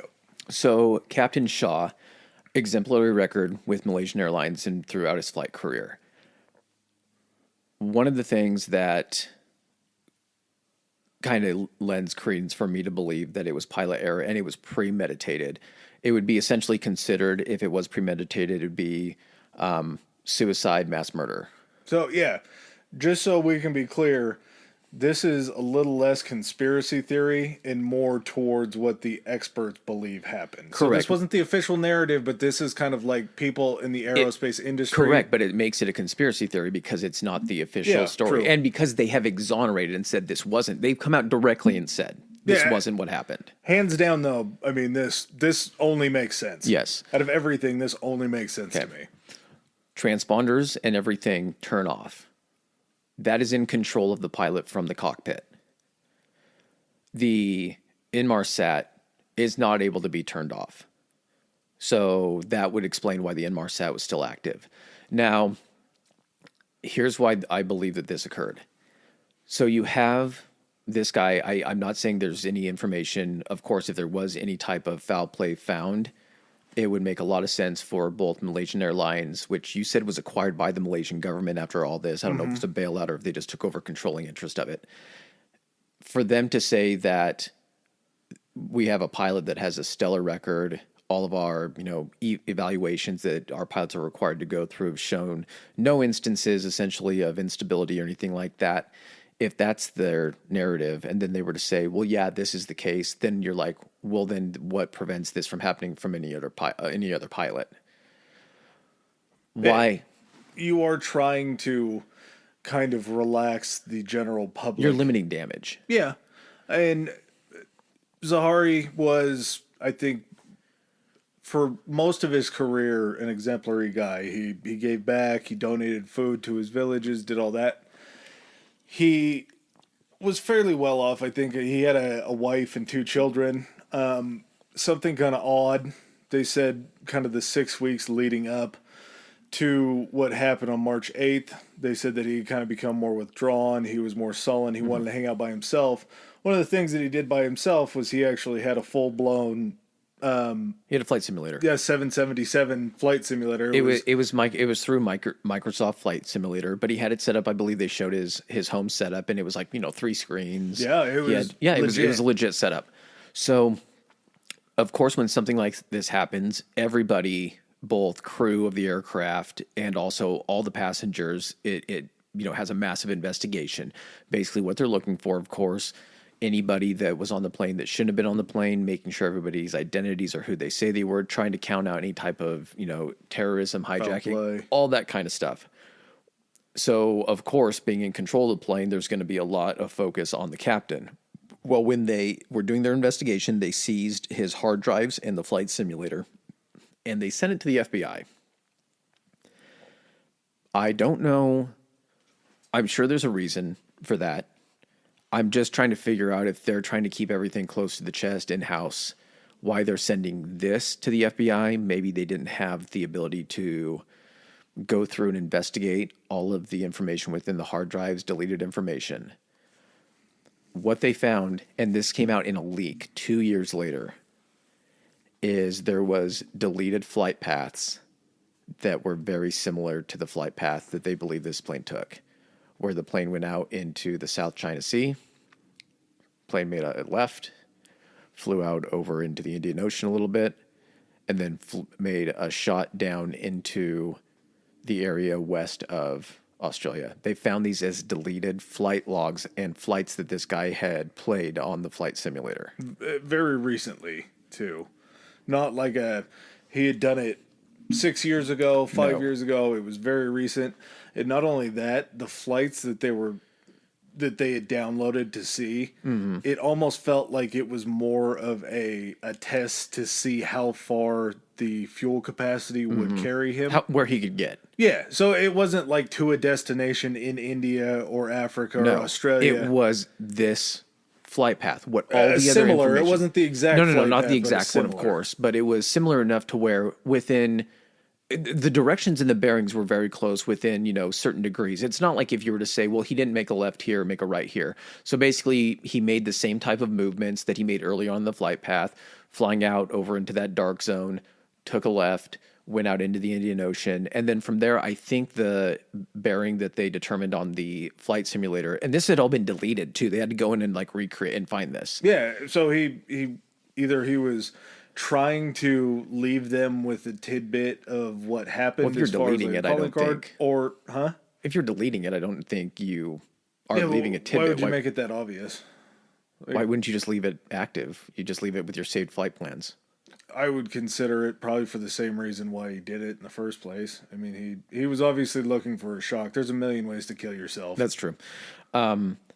So it basically followed very similar flight path, flying out into the middle of, the South Indian Ocean. He wasn't like, it was like, he could have made it. I mean, it wasn't like he flew a flight path to Perth, which he could have made. That, that flight path could have been moved over a little bit more to the east and he could have flew to Perth. So it wasn't like, hey, I'm just trying to see if this thing can get to Perth. So they find this information, and despite this, they still say that it wasn't what it like it appears to be, where it was suicide and mass murder. They also found out that he had a little platonic side piece as Did he? well. And that was what kind of had him withdrawn from his family. His family moved out like 3 days before this happened. So his family left their house and left him alone days before this flight met its demise. So whether it was him not thinking that was going to happen and then fell into a deep depression after they left, I don't know where the flight logs that were deleted correspond with him being alone at that point, but there could have been some manic choices maybe being made at the time. Well, if that had been something that he had rehearsed prior and just had, some thoughts about it, or even just some, hypotheticals of like, what if I just did this? But then all you need, all of a sudden you have a psychological push that makes you think your life isn't going in the direction that it's going. And that's why I think that this is the most, credible, likely scenario in this situation, is that you have, despite of his accomplishments, and I'm not saying, I'm not saying that he was a scumbag or anything like that previous in his life, but what I'm saying is that there is obvious, what am I trying to say here? There's obvious planning that this is something that he had rehearsed before. So why is that not just become the official narrative? Like what is, I understand what you're trying to avoid, the fact that saying like, yeah, we can't properly vet these people, or we can't predict what anybody is going to be going through, and all of a sudden on a whim they just decide like, this is the time, this is the flight. Here's what had to have happened, or would have had to have happened for this to occur. So he's got his co-pilot. I don't think that this guy, co-pilot Hamid, is going to hear this guy and being like, hey, what do you think we just take this thing down? I don't see that guy being like, okay. So kind of, you don't think the guy that was about to get his full piloting shit was like, hey, why don't we just end this all right now? Yeah. I'm in. So what it would have taken, and again, I keep saying this, post 9/11, everything. Just remember that post 9/11, as soon as you're in that cockpit, that thing is a fucking fortress. Yeah, you're locked in. You're in Fort Knox. So what it would take, you have a tenured pilot flying with his co-pilot. Hey man, you mind hopping in the back and grab me a drink, grab me a bottle of water, something like that. All it would take is him leaving the cockpit, going in the back, that guy stepping away from the controls, flip it to autopilot, do whatever, and just locking it, with no way for that co-pilot to then get back in. And being none the wiser of the situation, because this probably happens all the time. Exactly. Like, how many times do you pop out of your seat, or or if you call someone up and be like, hey, can you grab us? Like, it could have been any of those scenarios. You might not even think twice about it. Yeah. Hey, this other transponder back there is being finicky. Will you go check it to make sure it's Could have been online? anything like that. And so he gets locked out. Here's where I start to wonder about this. Okay. I understand that this would have had to have happened prior to him making this turn, because as soon as he makes this turn and he looks at the pilot and he's like, what are you doing? Yeah. Why did you flip off the transponder? Why did you shut down the communications for the plane? That right there is going to have him either try to take control from the pilot, radio to someone on the ground, hey, this guy's going rogue, or whatever you want the technical term of it. So he obviously has to get him out. Now, I didn't know this at the time, but control of the pressurization of the cabin, they have something in the cockpit that allows them to depressurize the cabin. Yeah, in case of a fire or they're flying too low, anything like that. Yeah. Yeah. So, and here's the other thing. So when those oxygen masks, I don't like talking about this because it sets the reality in for you and everything. So the whole point is when the cabin depressurizes, the oxygen masks come down, You put that on. There's about 15 to 20 minutes of oxygen. It's not it's not an unlimited amount of oxygen. Finite resource that you have. The whole point of that being is that when the cabin depressurizes and you have these oxygen masks on, the standard procedure is to bring the plane then down to an elevation in which the cabin does not need to be pressurized, where there's breathable air. And the cabin itself can then, the oxygen in the cabin without the mask can sustain the passengers inside. Well, if you stay at 35,000 feet, and also the masks within the cockpit, they're made to last a lot longer. Yeah, well, it's like probably like a Maverick type face mask for them, like something that they just. It is. strap It's on. like the big rubberized one that has, instead of just the little cup that goes with the little bag It's that like a hangs on fighter the front. jet mask. It looks like a fight, and then it goes around the back of your head. So when he gets the co-pilot to go back, all he has to do after it's locked is simply depressurize the cabin, throw his mask on. I'm not sure what the time frame for his mask would be or anything like that. Again, once the plane... This is all just conjecture, too. We're not trying to say that this is what happened. I do love where you're going, because I think I'm right along here, too. This is just It's conspiracy talk. Yeah, what's that?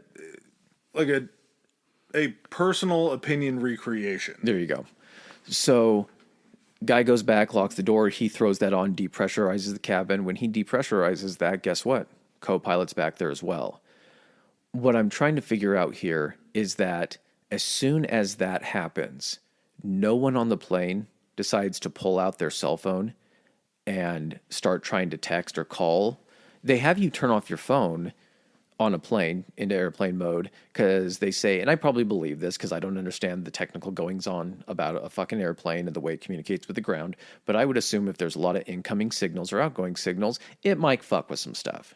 Well, yeah, and you hear about, there were, I think, cell phone calls made in the planes that were involved in 9/11. Yes.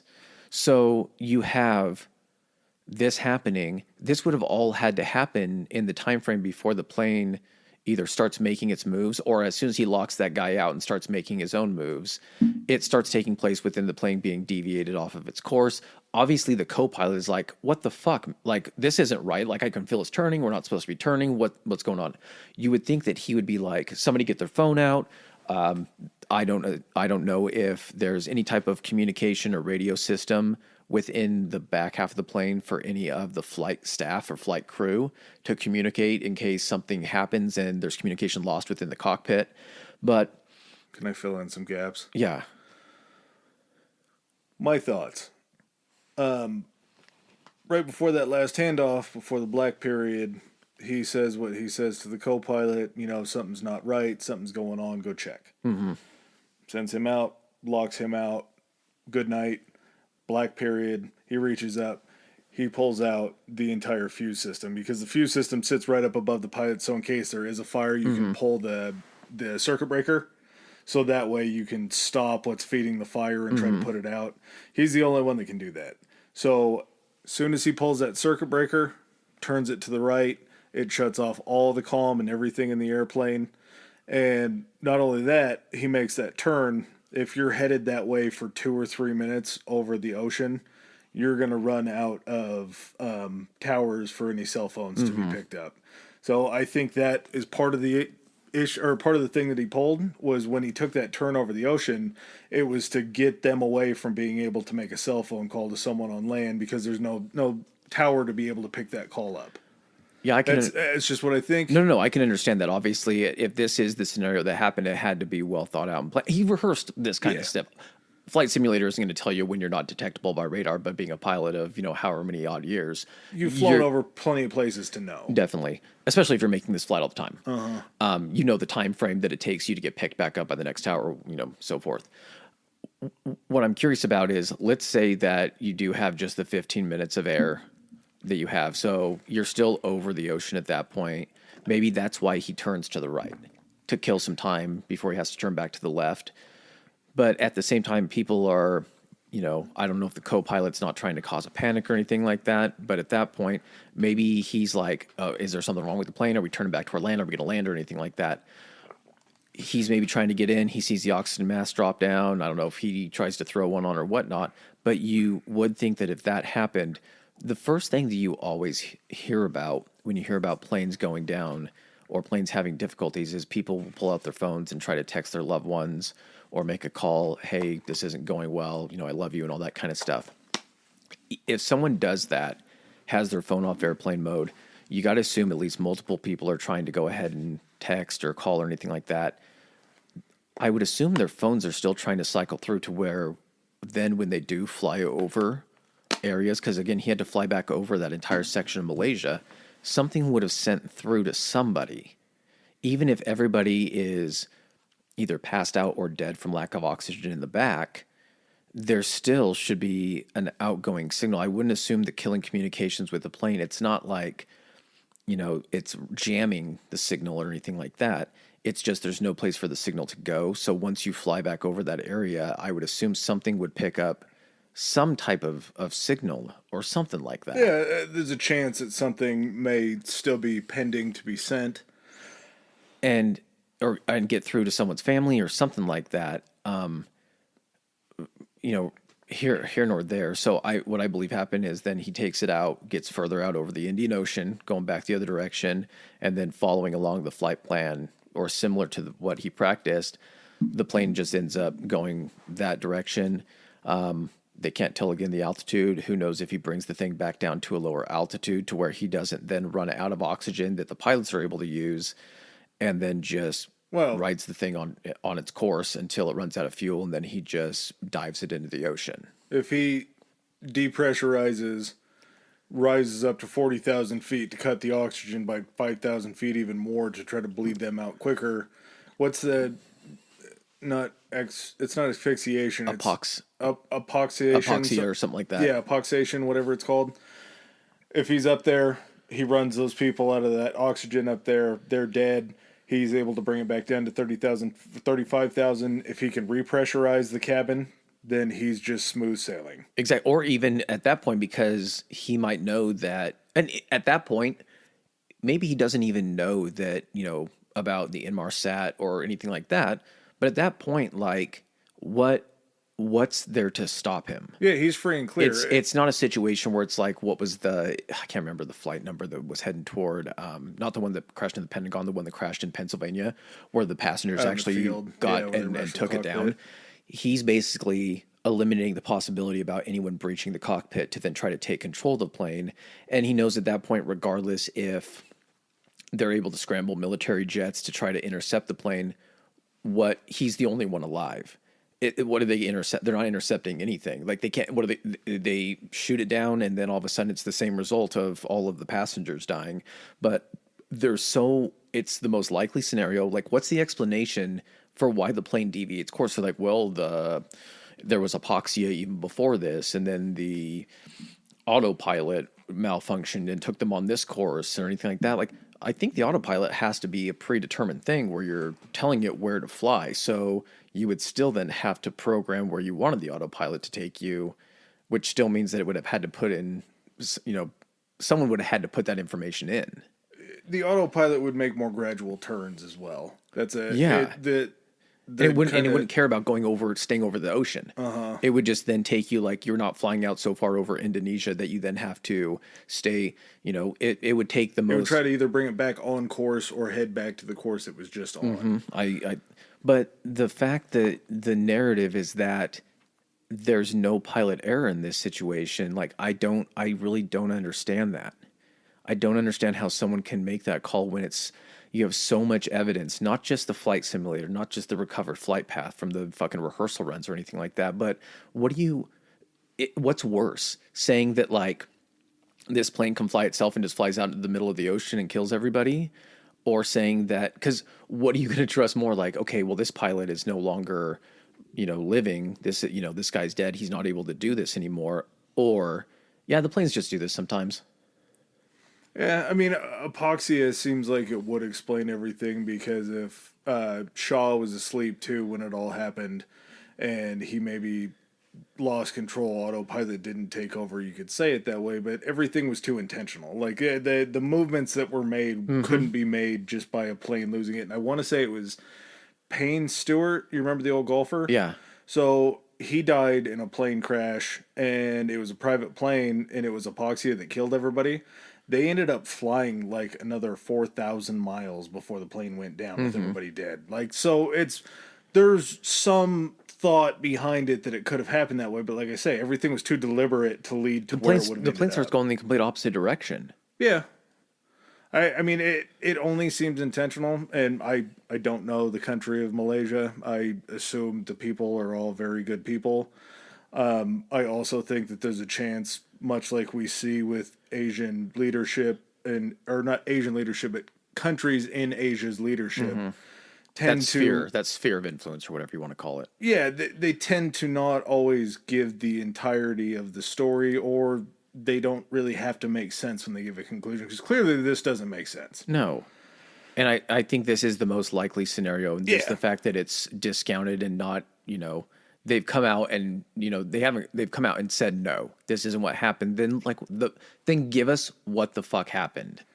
I think once everybody was dead on the plane from loss of oxygen, he turned it around. He charted a course for wherever he was going to go, and I think he enjoyed the last 5 hours of his life doing what he loved. If he was even died. able to stay alive that long, if he brought it down, was Yeah. able to repressurize, Well- because I'm wondering, you have to be able to repressurize that cabin and use the because what I'm saying is the whole reason that the cabin is able to go and maintain pressurization is because there's a supply of oxygen that plane has that allows you to do that.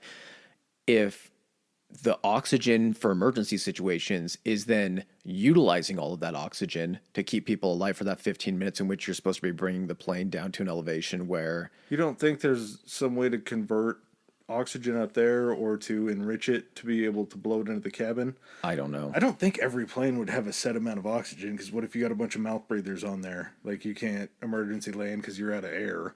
Well, no. What I'm saying though is I think that there's probably a set amount, but that amount, if you're utilizing it in a way where you're having to then repressurize, because how much oxygen does it take to repressurize? I don't know. Again, we're just this is all conjecture because we don't have experience. Yeah, we're not pilots. But the whole thing is the plane makes too many deviations to make any type of sense.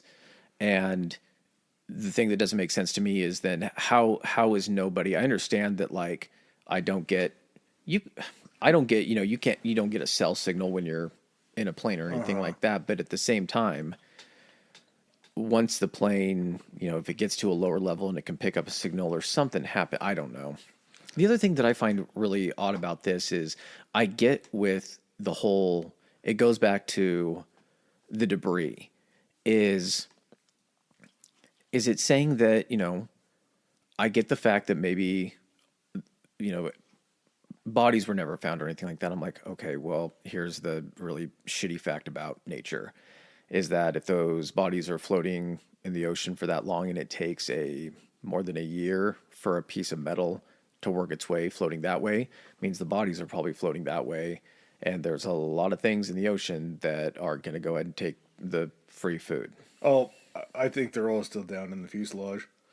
I was think thinking they're- about that too, is that if the fuselage essentially didn't break apart enough to allow anything to escape, filled with water, depressurized, didn't float, then it's just sitting down there like a tomb. Yeah, and all those people are still whole people because the temperature and everything like that doesn't allow decomposition to happen. Yeah.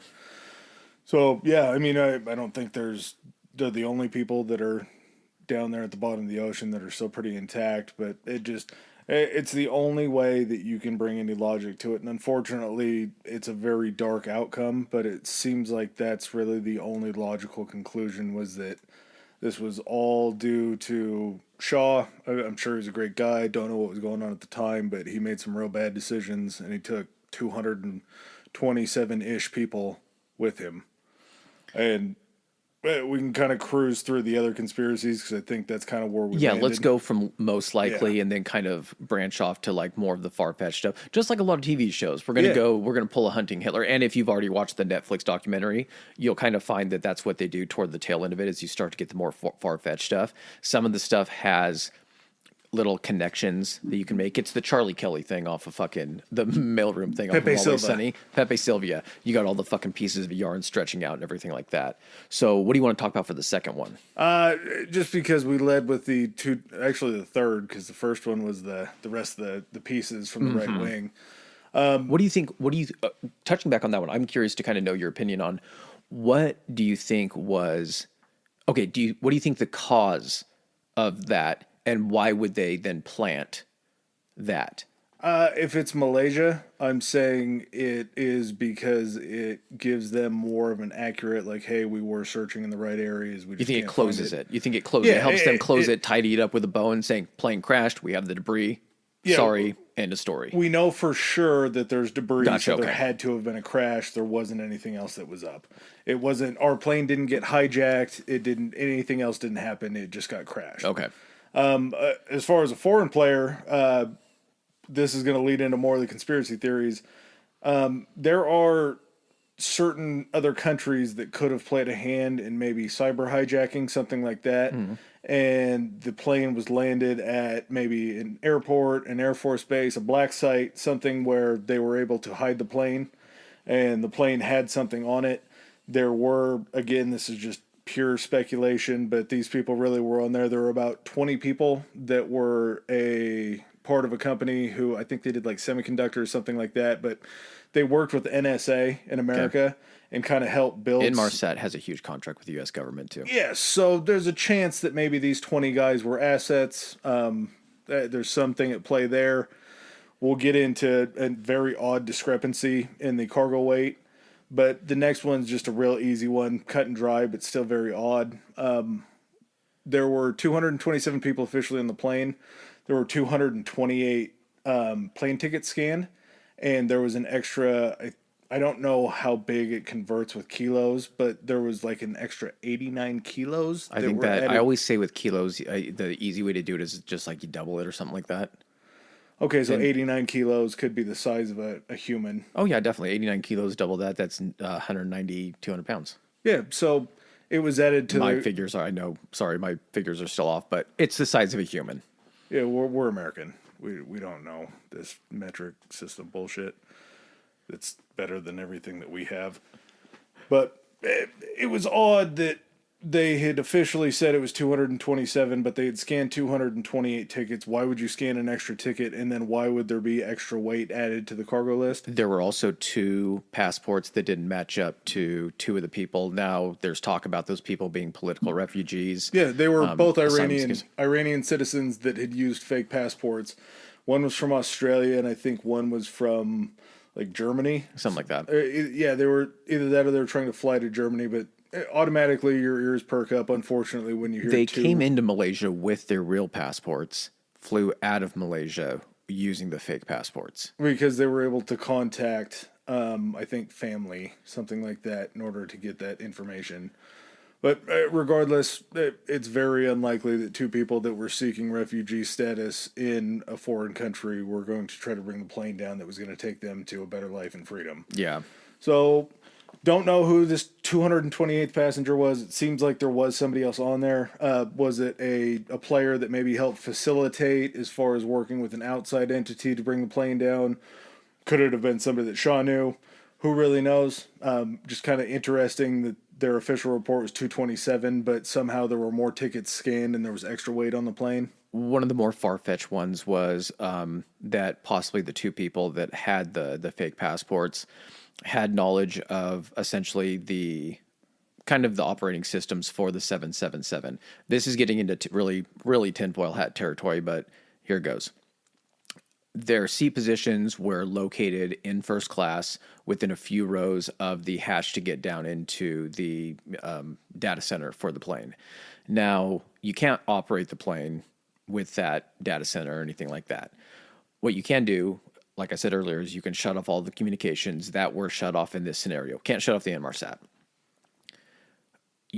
One of them creates a distraction, pulls not the flight crew, but essentially the crew that's manning the cabin and everything, gets their attention. The other person sneaks into the front, pops that hatch real quick, crawls down in there, closes it behind him, and uses some type of either laptop or some type of hacking device, closes down that communication. Once that goes down in the cockpit, if the pilots have knowledge that part of that is if something goes wrong in the cockpit, they didn't turn it off or anything like that, I'm not sure what the training would be if they're like, hey, go down and maybe try to reset.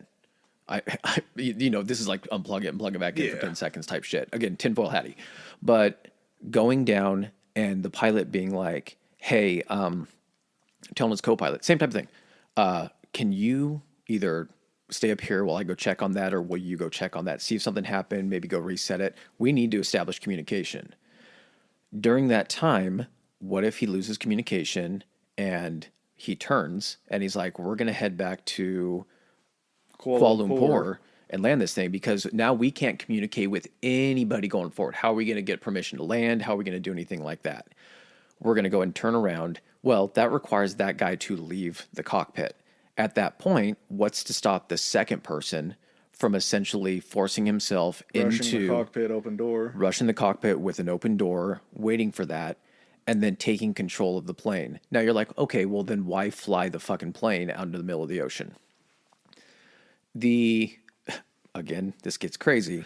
The invasion of Crimea had occurred 4 months prior to this, and every bit of media attention on worldwide news was about the invasion of Crimea, and all of the focus was on that.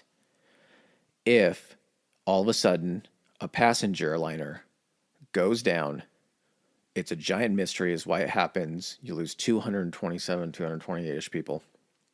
That's then going to go ahead and pull some pressure from national news, especially when you have so many countries invested in looking into something like this. Oh, yeah.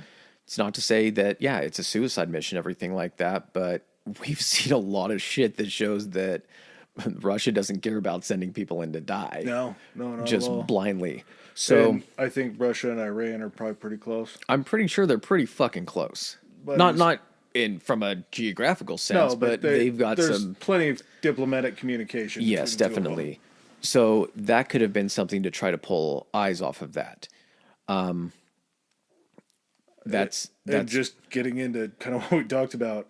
well. What happens? What happens 4 months after this?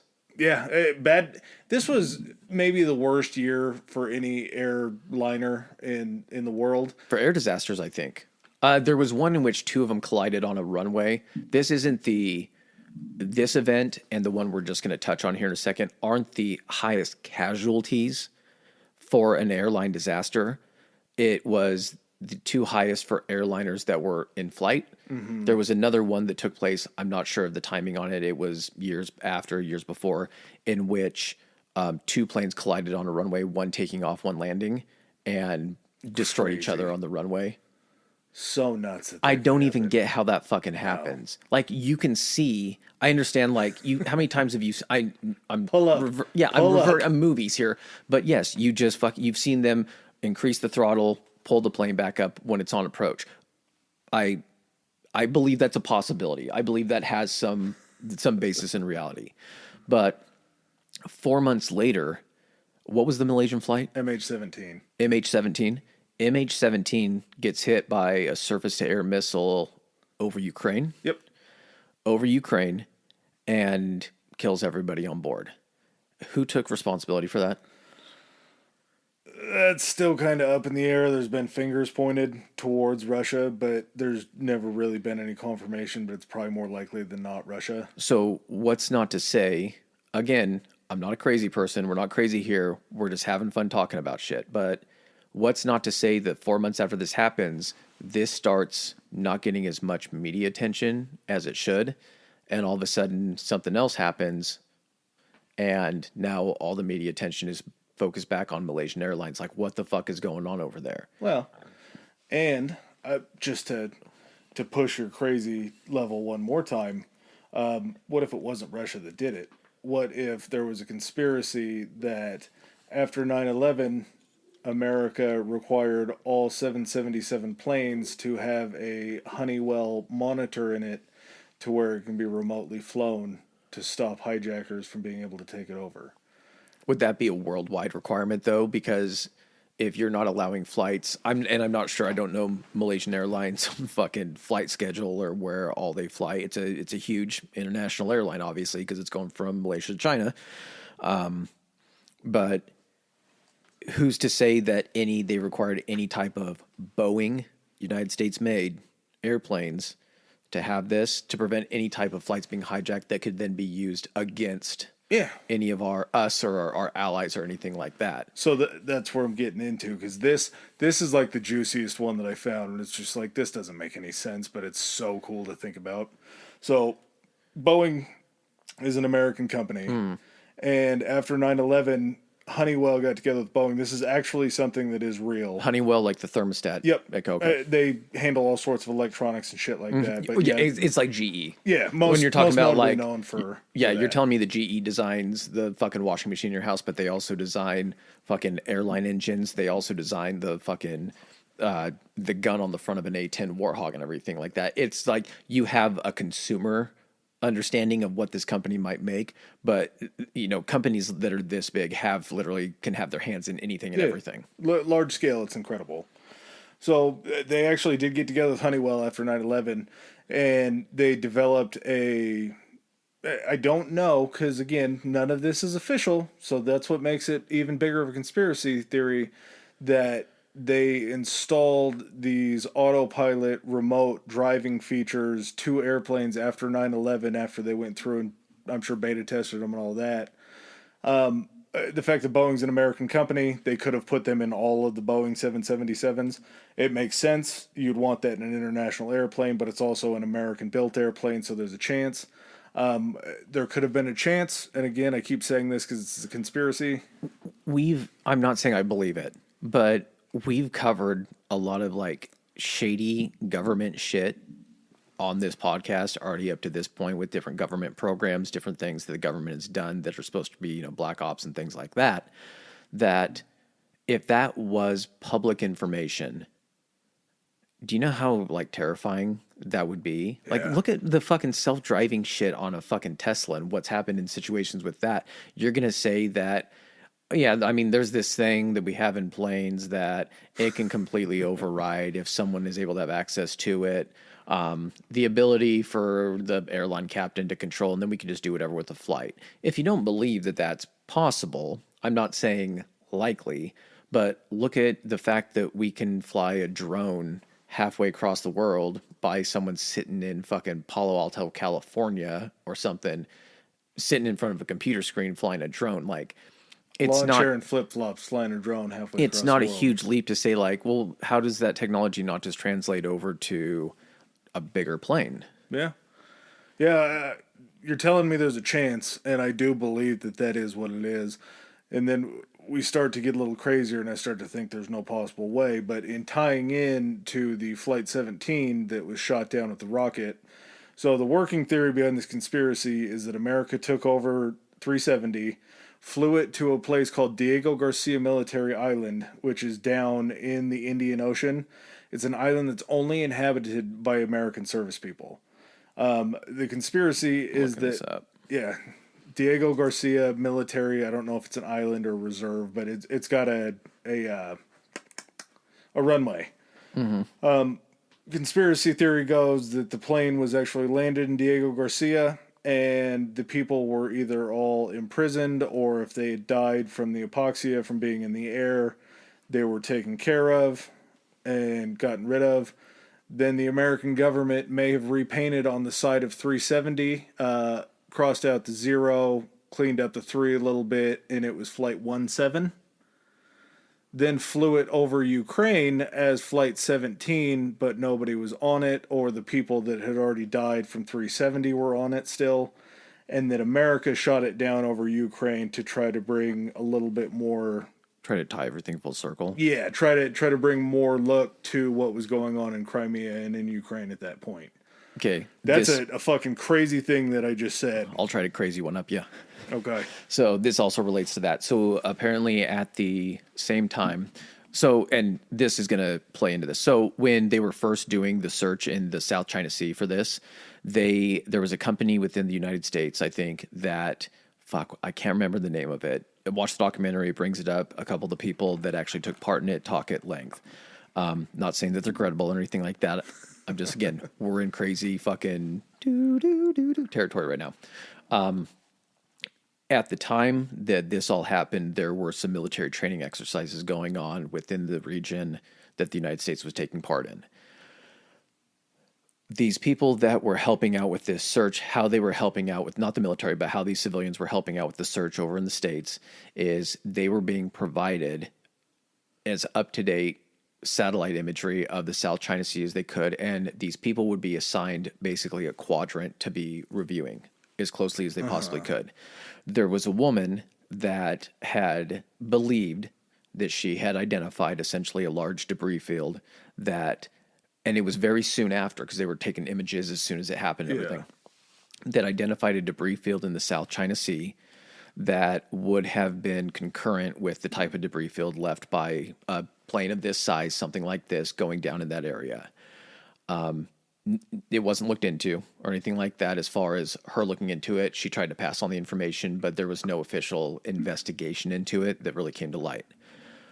Part of this plays into, and I think you had mentioned something about cargo a little bit. Yeah. And so there were, I don't know if anyone's ever seen the wrapped cargo containers that they put on airplanes. Basically, they kind of are square, but they have kind of a concave that shapes the same shape of the plane, that it's able to move into the plane and then like slide into place. Exactly. So there were 4 of these pretty large containers. I mean, these things aren't small. They're about the size of, I don't know, like a fucking Yugo or like a Geo Metro. They're pretty decent sized. And the manifest had them listed as like lithium batteries, walkie-talkies, and a couple other seemingly innocuous like electronic devices and everything. The thing about these 4 containers is after these 4 containers were actually packaged, they weren't checked by the airport within the normal manner. They were essentially sealed up at the facility outside the airport and then brought to the plane and loaded onto this plane. So there was no understanding of what was inside of them. Not just what they said that was inside them. One of the super out there conspiracies is that this could have possibly been some type of illegally acquired or stolen technology that had been acquired from the United States or from United States allies that was being flown to Beijing to China for them to go ahead and essentially reverse engineer to garner or to gather this technology. Yeah. And once it was found out about what happened and the way that they tie it in, it doesn't make sense, but you can it has enough connectivity that you can be like, okay, we can talk. It's why we can talk about this. Yeah. So before you get into it, this is my last one too, kind of weaved in. The specifics towards the cargo load was that it was supposed to have 5,400 pounds worth of lithium ion batteries inside the cargo hold. 5,400 pounds of lithium ion batteries. Do you understand the kind of explosion that would make? Like how stupid it would be to carry that much lithium ion in the same place. So that was what came out and it was leaked. Malaysia came back and said, there was sort of a mix up on the whole cargo list of what it actually was. The manifest, or whatever they call it. Yeah, the manifest. They said that it was only 221 pounds of batteries, and the remaining 5,000 and change were chargers and other accessories, which, to me, why would you have 2.5 tons of chargers and accessories for only 200? Well, why was it wrong in the first place? Yeah. If you're admitting that it's wrong, then what's to not state that all of it was wrong? It blows my mind to you don't know. Like it wasn't originally what it was labeled, then like what is it? Oh well, it was that, but then it was also this other stuff. Like it's extremely convenient to be able to say that it was something different, and just like going along with the official story that Malaysia released, it doesn't make any sense. Well, here's the other thing too. You're still admitting that it was lithium. So like regardless if it was that many pounds or just like some pounds less, it's still an explosive thing that you're transporting through the air. And I understand that that's probably natural. You send that stuff through the air. I think there's been circumstances where there's actually like some type of like airline accident with like a cargo transport, like some lithium. And that's how they tied it back to this, is because that caused a disaster in some other way during like an airline flight. It wasn't like it was a cargo plane. It wasn't a passenger plane. But in this situation, what's 5,000 pounds of chargers and accessories flying into a communist country that's not friends with the United States? Is there a chance that this was some, like you say, secret technology that they were trying to reverse engineer? Was it a weapon? You're already having to change the story. Yeah, was it a weapon, something that they were smuggling in? It wasn't uranium, obviously, because I think that would probably lead to some more shit. But it could have been a plethora of anything. And the fact that they had to go through and like try to clean that story up seems very suspicious, which I'm sure you're going to So one of the other things that goes to explain the loss of communication with the airplane is that in that area, which would make sense when they're doing military exercises, is they said they spoke to somebody who was vetted. The journalist that was talking said they were a vetted individual, that they were, within the U.S. Air Force and they had experience with this type of stuff. That's not to say it couldn't have been the guy that fucking like drives the gas truck up to refuel the plane or something like that. It was just something to the fact that this was a person that they said had familiarity. Again, I'm not leading any type of credibility to this. I'm just saying I'm repeating the information that I was given. But they said that in that area, due to the training exercises, there were several United States, they call them AWACS. And if you've ever watched any type of action movie or anything like that within the 90s or even currently, it's the airplane that looks like it has a giant flying saucer on top of it. It's got like a little stand, and then it has this big disc on top of it, and it rotates. The job of the AWAC is it provides essentially almost like a mobile satellite. And so it can actually view anything, I want to say below it. Yeah. So it can fly over and it can create a huge swath of radar, like a portable radar. Probably what the disc on top is facing down. Yep. The other thing about that too is these AWACS also have the ability to jam communications and radar. And so another far-fetched conspiracy is that the time that the United States found out essentially that there was a possibility that this plane was carrying this cargo that they didn't want making it to its destination, they intercepted the flight with these AWACS. I want to say that the way they stated it is one was flying above it, one was flying below it, to make sure that all communications were essentially jammed from above and below. That they communicated or were able to communicate with the pilot, telling them that they needed to divert the plane, fly back, do something that was contrary to what he was told, and that the pilot either didn't comply with it or something occurred in which then they had to fire on the airplane. They had, fighter jets or whatever, fire on the airplane, and that's what essentially resulted in the debris field in the South China Sea, was that the plane was actually blown up, crash landed, and that's what occurred. Now, kind of, I guess, part of the there's a lot of holes in that fucking theory, and a lot you have to like try to fucking suspend disbelief, suspend your belief for. There are some parts of it that feel good though. Like it's not all out of the ordinary. Like there's still some parts of it where it's like there could be some kernels of something. That's that what makes sense. it. That's why we're talking about it. If it was just completely batshit crazy, which it kind of is, but at the same time, if there's enough evidence or capability to do this kind of stuff, then it's worth having a talk about. But what the argument against that is then all of the debris would have washed up on Malaysia, Thailand, on the other side, Vietnam. You would have had all this debris that then proved that this is where it crash landed. You can't go around and collect all that debris to try to cover up that. Well, okay. No. I understand what you're saying by that, and I completely understand that. Something could have, slipped by or something like that. I'm not arguing for this. We're using our fucking like tinfoil hats, motherships beaming down signals, and we're, talking about some ideas here. My thought on the whole matter is, if you already have we have fleets throughout the entire world at all times. That's why we, when people are talking about coming out of the Navy, you don't just hear people talking about like, I was stationed here and we never left here. You travel the world. Yeah. So that's part of the experience. Exactly. So if you have essentially a fleet of planes that are able to be in a position, or sorry, not a fleet of planes, a fleet of ships that are able to be in a position where you're able to find and identify where this plane goes down, which if a fighter jet is shooting it down or something like that, you're going to know where it goes down. You'll be able to follow the plane down. You'll be able to see. Have essentially all of the wreckage that you can at that time gathered up. You've seen, where like they try to raise boats up and all that kind of stuff to gather it, or even when they're able to locate like an airline disaster, resurface it, and then they bring it back and they study it. Like on the darker side of things, that's how people catch whales. There you go. So what I'm saying is that, some stuff might slip through as far as fragments of wreckage and everything like that. They might wash up on different shores, but when they're washing up on the shore of Thailand, of Malaysia, possibly Vietnam, within that kind of enclosed Gulf area, what's not to say that if America has a military presence and is able to be running military operations in that area, that they're not able to keep anything found that slips through their, salvage efforts or anything like that, that they couldn't have got all of this stuff.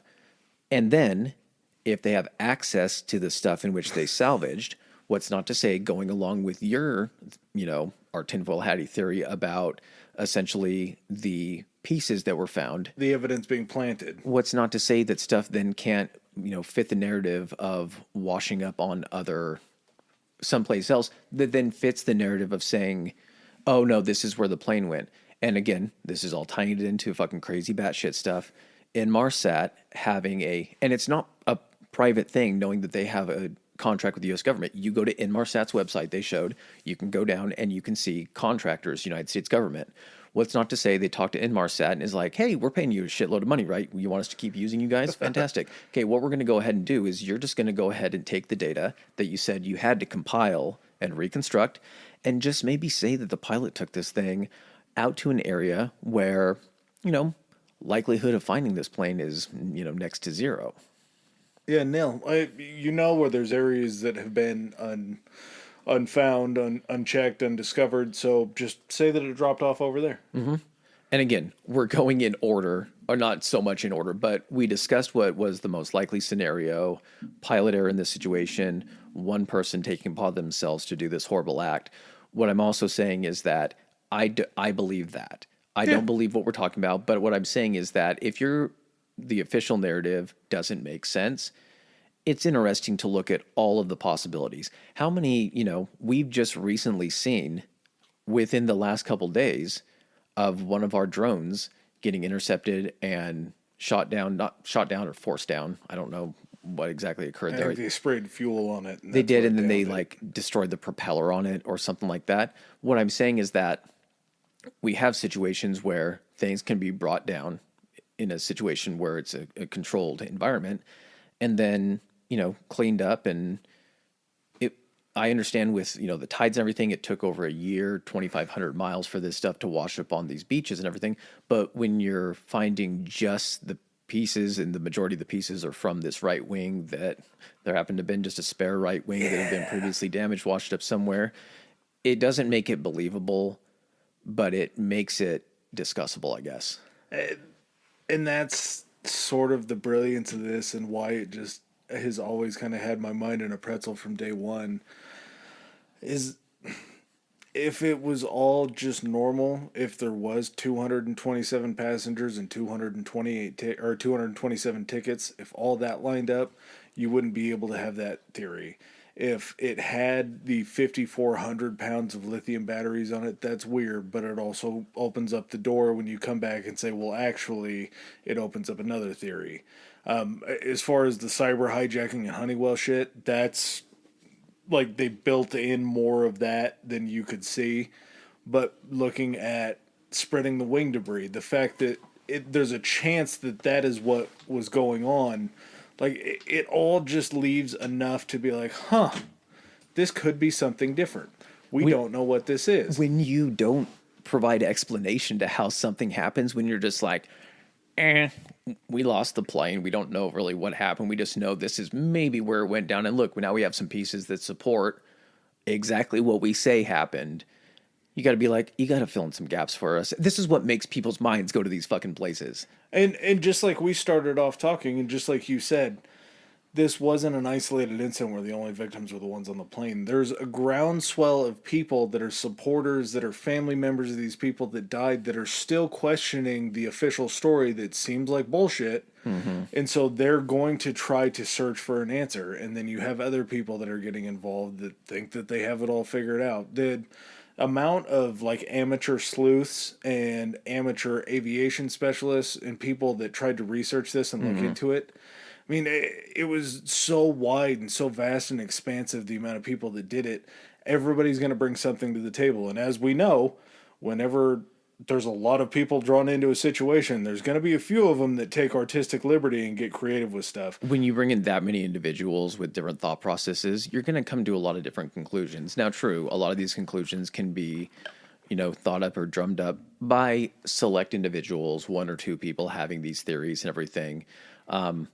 But if there's supporting or possibilities behind it, they're going to gain a little bit of traction. The other thing too is it doesn't romanticize it, but it makes it more interesting. Of course, it's like disaster porn and everything. Like, why wouldn't people be, more interested if it was something nefarious and it wasn't just what they came out with? Had they just come out and said, all facts and all the evidence leads to the pilot doing this, guess what? Had they just come out and said that, no one would have any type of information, or no one would even be having these other discussions, and it would kill any other argument for possible, other conclusions.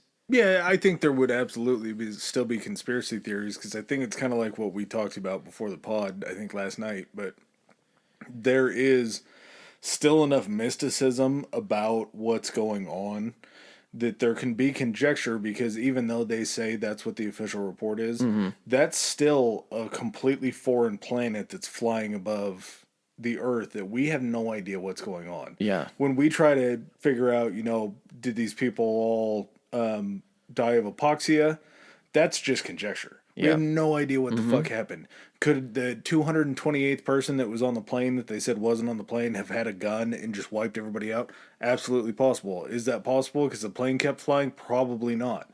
The co-pilot situation, we had to make that leap to figure out how to get the co-pilot out of the cockpit as opposed to Shaw killing him somehow, poisoning him, something like that. Like, there's even saying that Shaw did what he did, you would still have to then figure out how to construct the narrative, and that's where the people that live in Conspiracy Alley really reside. Yeah, when you don't provide answers, people come up with their own answers. Yeah, so even if they had said this was pilot error, this guy did this, it was a suicide mission, you still have to piece together everything else, because if you can't, or if you know that everybody knows that you don't know, then that's where conspiracy theories come into play. And here's the thing too, me believing that that's the most likely situation that occurred is that it was the pilot. My understanding, the logical part of my brain just thinks, okay, so you can either just provide no explanation and leave this up in the air for people to try to come up with their own theories on it, or you can pin it on one person who there's a lot of evidence pointing to how it would be, especially considering he rehearsed this and all that kind of stuff. But instead of just going down the chain of logic and saying this connects to this connects to this, and then just saying no, it wasn't one person, this wasn't the fault of one person, then you're saying, so like, who the fuck was it the fault of? Yeah. Then it leads you to being the fault of anybody and everybody. So I mean, if there's a lesson to be learned here, it's just like, if it walks like a duck, if it quacks like a duck, if it fucking looks like a duck, it's a fucking duck. Just fucking say it's a duck. Don't be like, well, we understand that it kind of looks like a duck, but through our findings, we've determined that's not a duck. It's like, what else is it then? Yeah. It's like I told you, this is an Occam's razor. The only way that you can explain it in Occam's razor is basically whatever seems to be the most likely and logical option is just the answer. And the most likely answer to this is the only way it could have happened was Zahari Ahmad Shah, the captain of the plane, was the reason that it went down. Yeah, he was just, here's the thing too, is if history has shown us anything, it's that humans are exactly that. They're humans. And we're all fallible. We're all fallible. And all it takes is for the fallible person to be in a position where they have responsibility and the ability to hurt other people. Who's the dude that ran Midnight Climax? Oh, God, what the fuck was his name?